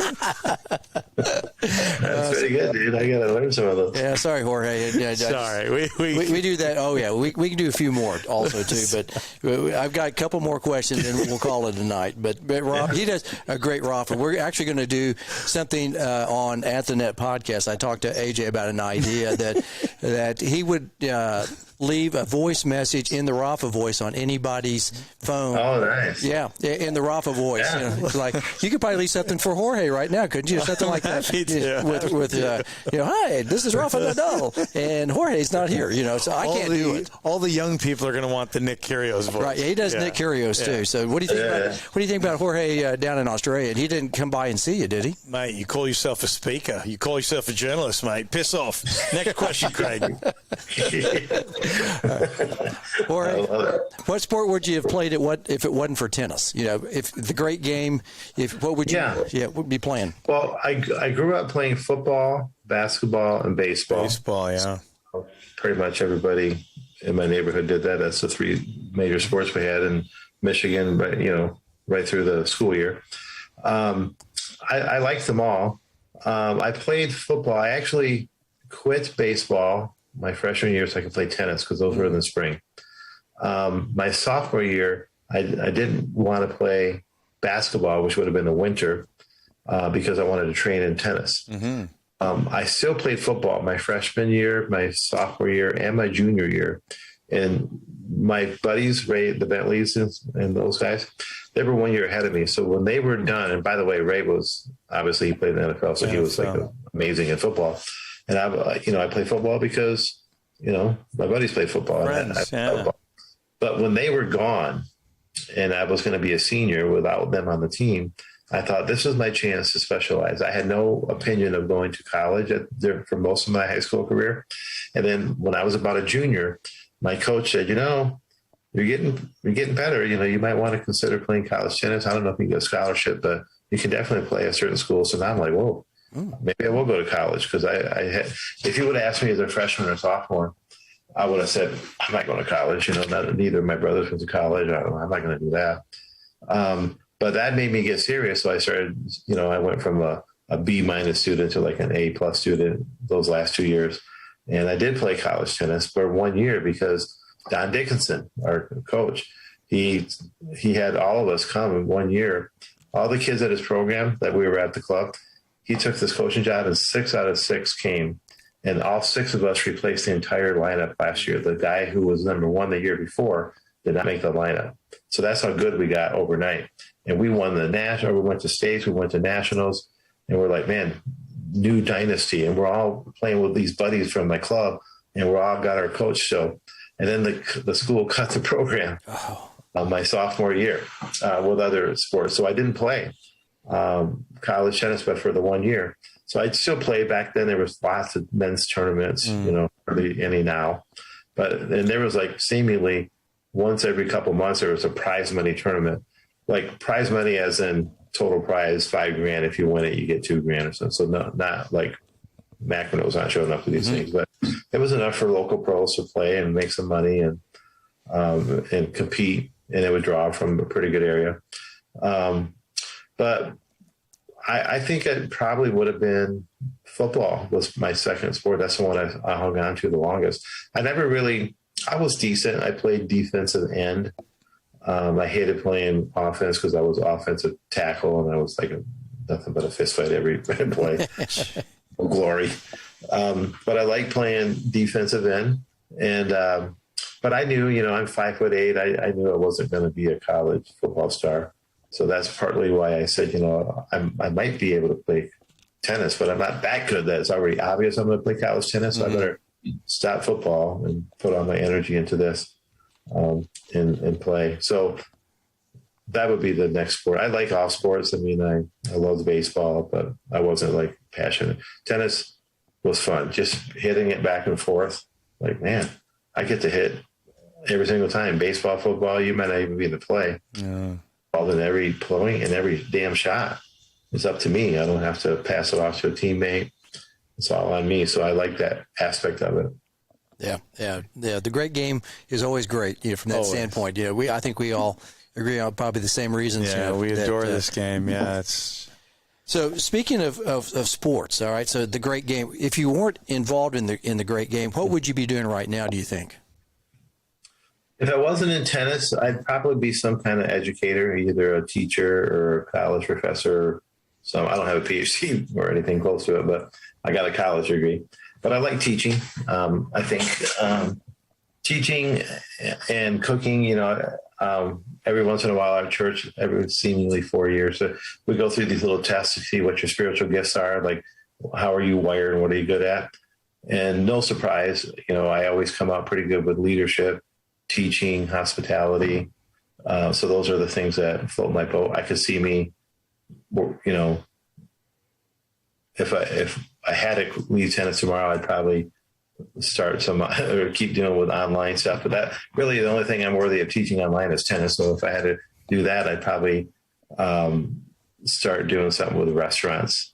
I know the restaurant business is rough, but I could see me doing some cool stuff with, ethnic foods and cooking some Cuban food and having something unique.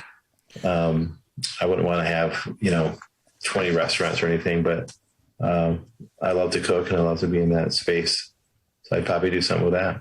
Yes, I can see Guy Fieri coming up on Triple D, Yeah. visiting his restaurant, maybe a Cuban restaurant up in Michigan, kind of a different flair, and hey, here's this guy that is up in Michigan, cooking Cuban food. Jorge's going to take us down to Flavortown. Yeah. By the way, he loves Cuban food. He always, Oh, yeah. favorite foods. Yeah, I've watched him enough on Triple D. We'll hold that thought. Maybe in Jacksonville. Yeah. Maybe there's something that might go on. Oh yeah, down by Daytona. There's probably a few Daytona. down. Yeah. I want him to come visit you, and maybe you can get him some nicer shirts, huh? Instead of those flavors. Yeah, I get him on the tennis court. That's There we go. With his flip flops and make a big deal of it. Get him some Havana Bob shirts or There we something go. like that. There we go. Yes, I didn't better realize you were looking- yeah, behind that's Havana Havana Bob. Bob's. I did not realize that. I learned something Yeah. new today. This was Havana Bob.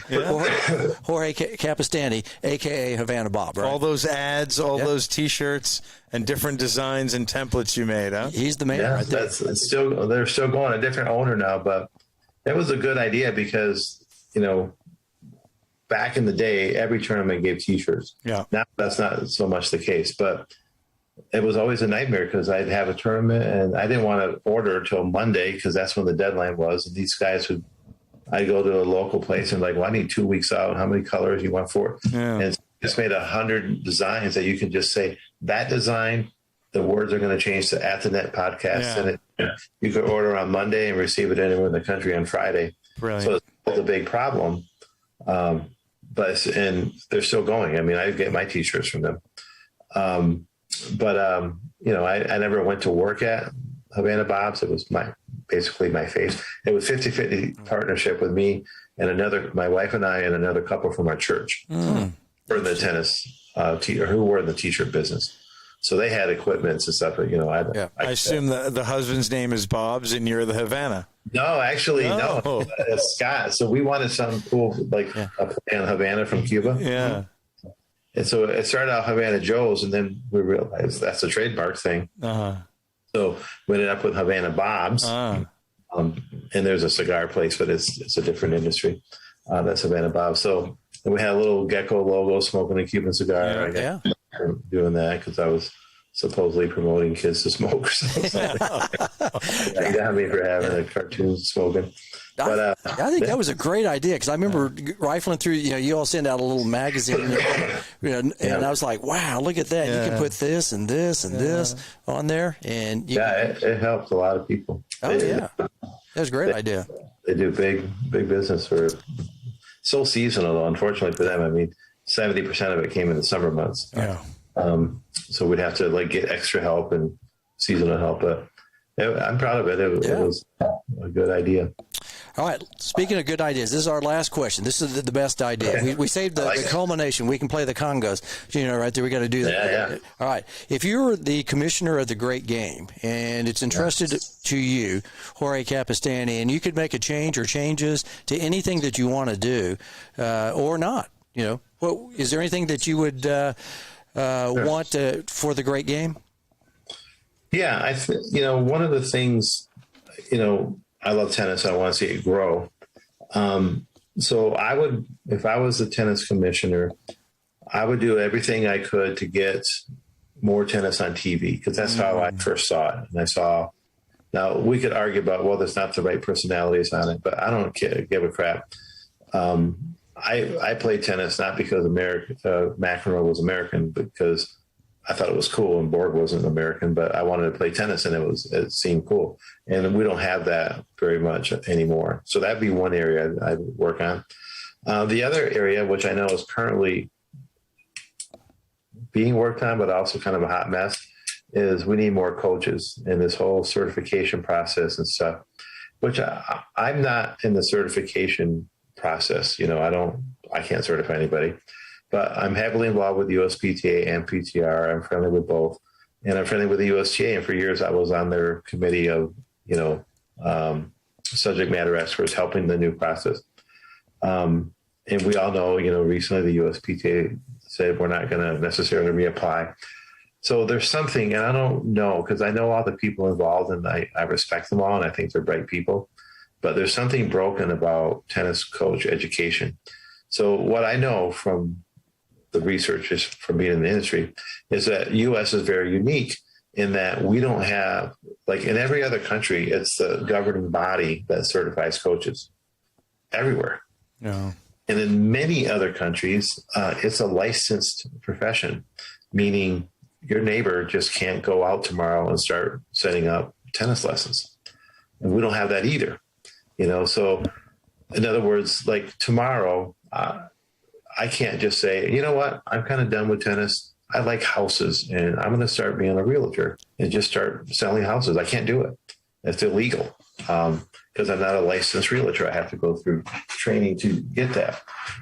So a good buddy of mine, Scott Schultz, when he was at USTA, I said, do you think that'll ever happen? Because that seems like it would be beneficial to coaches if you had to actually do it, and then people wouldn't hire just anybody. He said, the problem is when you get to licensing in the United States, that's done at the state level.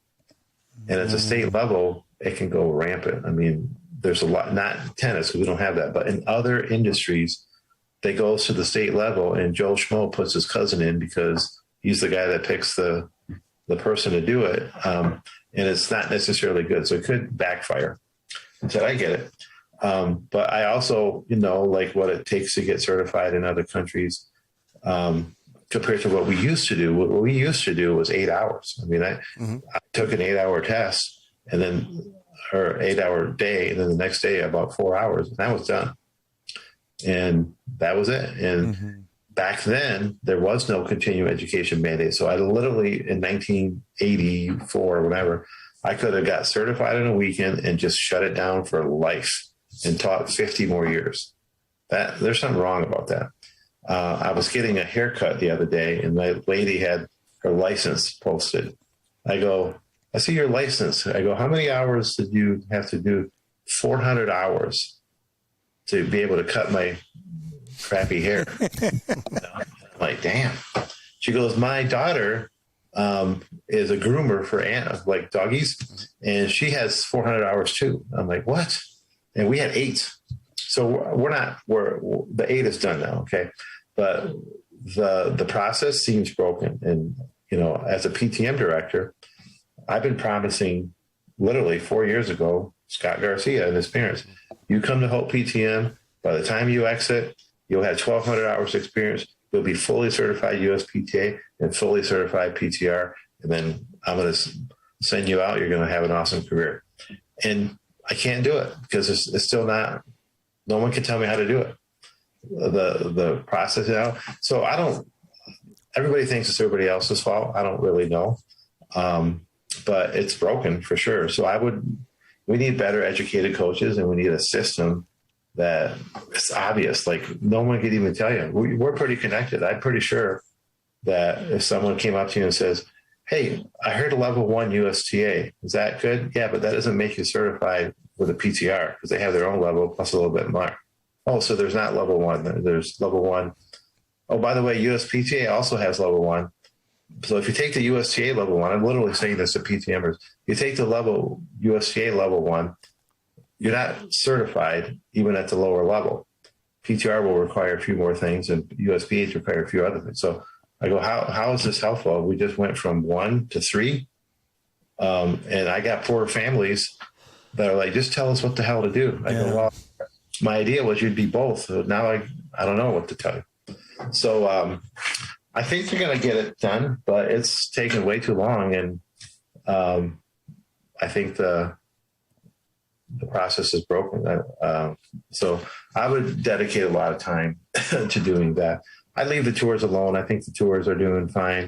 But I would do whatever I could to get more tennis on TV. It's going to be hard because, they're not going to do it for the sake of helping me out. You got to show people it's worth it. People will pay, which right now it isn't. I don't like to point the finger. Obviously, if there was an American winning Grand Slams, that would be helpful, especially in the men's side. But there's not. I never thought it was the USTA's responsibility. They catch a lot of crap for that. But really, historically, all the best Grand Slam players, they came out of academies, Mm-hmm. Well, Terry developed these guys. Rick Macy developed, so why is all of a sudden the USTA's responsibility? I'm not saying that they shouldn't be in it. They should be supporting. But I think some people yell at them like, they suck. They can't develop anybody. It's not their job. I don't think. And the other issue we have is I believe that, some people say, well, the Americans are soft, okay, compared to like how much they're willing to suffer and train. And freaking Novak had to hit in an empty pool up against the fence because that's how desperate he was to work. Well, I don't. If you're an American top 50 player, you're not a schmuck.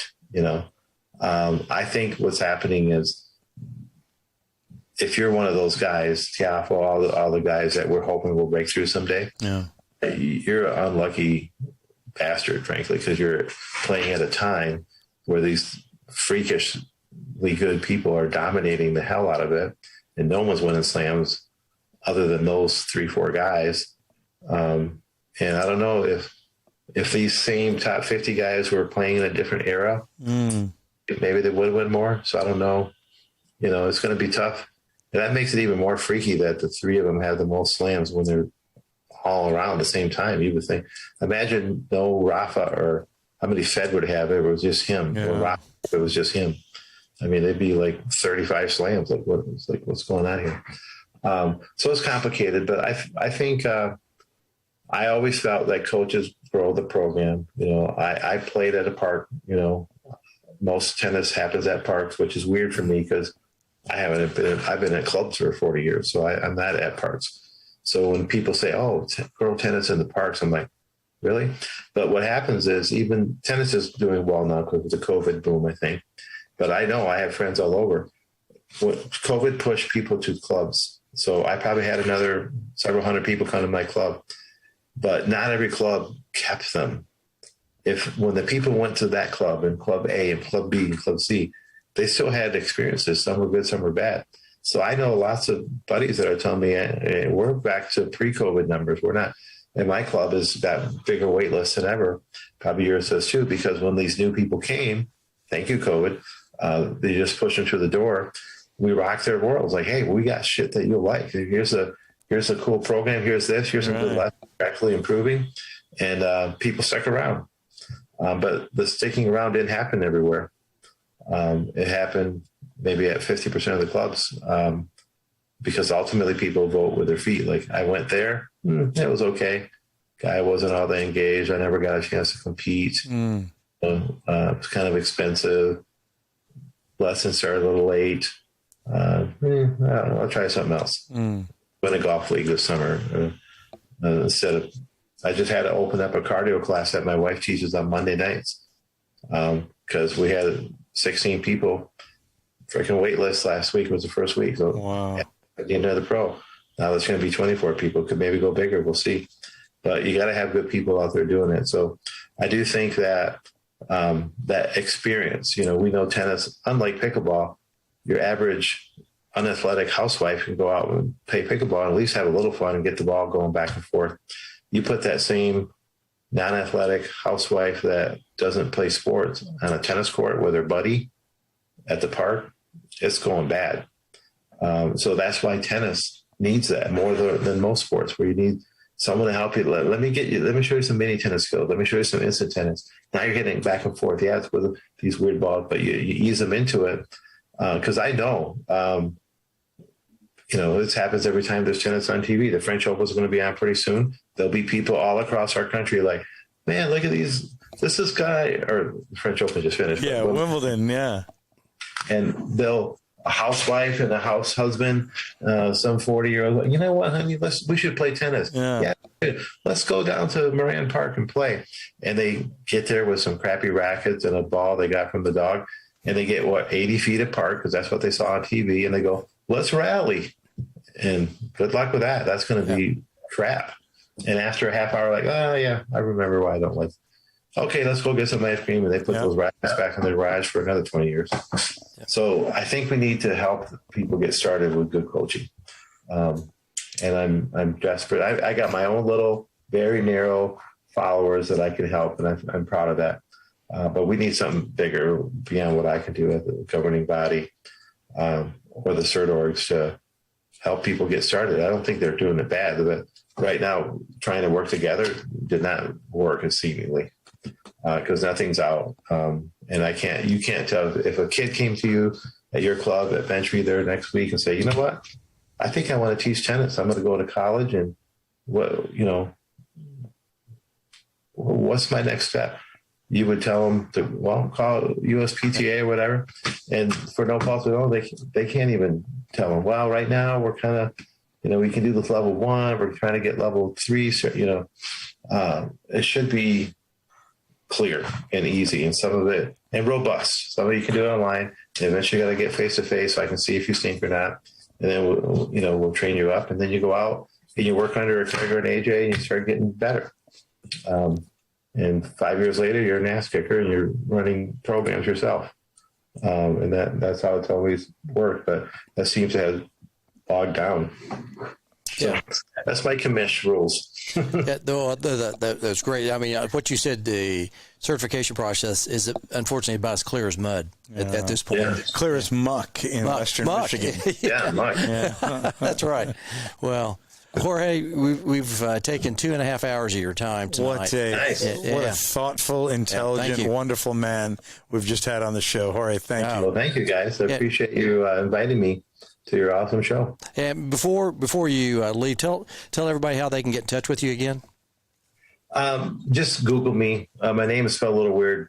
Jorge, Jorge Capestany, Capestany. I have 2 websites. One thing I will mention, guys, this is new as of about a month ago. So drills.tv, my site for coaches, that has 2,000 drills. For years, you would go there and you either had to join or not. But now if you go to tennisdrills.tv, there's 15 free drills for you, and there's 3 free courses for you. Smart. You don't have to join. You don't have to give me your email. You don't have to do nothing. And then, so that's no brainer. You can do that. And then if you want to kick the tires, do the $1 trial, because then you get full access to all 2,000 drills, all 80 courses for $1 for 2 weeks. And if you don't like it, you quit. And if you forget to quit and you tell me I meant to quit, I'll give you your $1 back. There's no brilliant. It's money back guarantee, right? Yes. Yeah, well, we've certainly appreciated Hope College's finest. He's a Flying Dutchman. That's right. That's right. The Flying Dutchman of Hope College right there. Yeah. That's right. From via Cuba. That's right. That's right. Everybody needs one of the Cubans to come up to Michigan in a circuitous route. I mean, what a interesting story. I knew that you're from Cuba. I didn't really know your whole background and story, and it's been really fascinating to speak with you. I knew when you were Pro of the Year in 2015, I believe, for USPTA. I was in the audience that day, and I was like, man, this guy is unbelievable. I followed you a long way. Sure. Well, I appreciate that, buddy. No, it's been a fascinating journey for you, I'm sure, and watch you from afar. Congratulations, and I know there's a reason why he's successful, AJ. Clearly, many reasons. Yep. So big hello to Adam and Marty and Carly, and all the best. Jorge, thank you.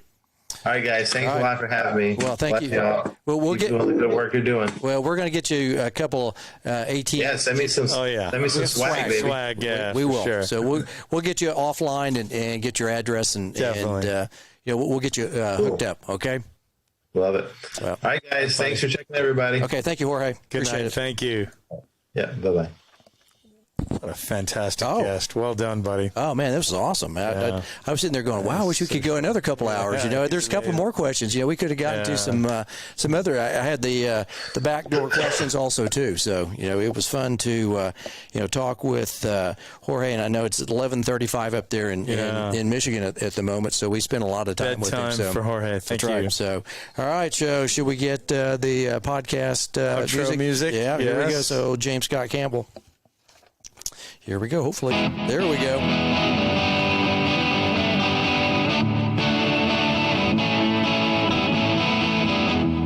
All right, everybody, thanks for listening to Season 1, Episode 120 of At the Net Podcast. Join us next week as we'll be talking with another guest that I've really wanted to hear from, and that's Melissa McCurley, the mastermind of the pickleball world who does all the tournaments. Huge ones.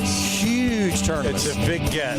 Yes. So Melissa's going to be a great guest. I'm really looking forward to talking with her next Sunday night. And then also join us on Wednesday nights. We do a little thing called tennis shorts, right? That's right. Wednesday night, we get to find out what's in Craig Bell's tennis shorts. Absolutely. Big fat zero. 2 legs, 2 pockets, usually 2 questions, and we'll have a great time. So looking forward to Wednesday night. Yep. That is at 8 Central, 9 Eastern on our Instagram. It's called At the Net Talk Show. Right. And lastly, be sure to like and follow us on Facebook, YouTube, Instagram, all the other social media outlets. We're out there, right? Somewhere. That's right. We're out there is it Metaverse or whatever? I don't know. Wherever. Cyberspace. The web. We're on the web somewhere. The net. You can Goog us, right? Is it Googs? You can Googs us. Googs it up. Also, be sure to tell a friend or friends because we like everybody to be netheads, right? We want everybody to be a part of the program. We'll send you swag like we'll send guests. And if you want, Craig's got a cool new promotion. Yeah, and we'll tell you about it here shortly. I'm going to put it out there. Yeah. If you want to have AJ's voice in any of the voices that he does on your voicemail to be involved with on your phone, you're going to be hitting him. Hit us up. Your voicemail greeting with Dominic Thiem or possibly Nick. Right. Or maybe Murray. Andy. What about Andy Murray? It's great. Thanks for calling me, but I'm not here. And leave a message. So we're going to be announcing that. So please follow us, like us, share with your friends because we want everybody to be netheads, right? Thank you. Spread the word. Thanks again, and see you Wednesday. And that's the tennis news as it seems to us. Good night.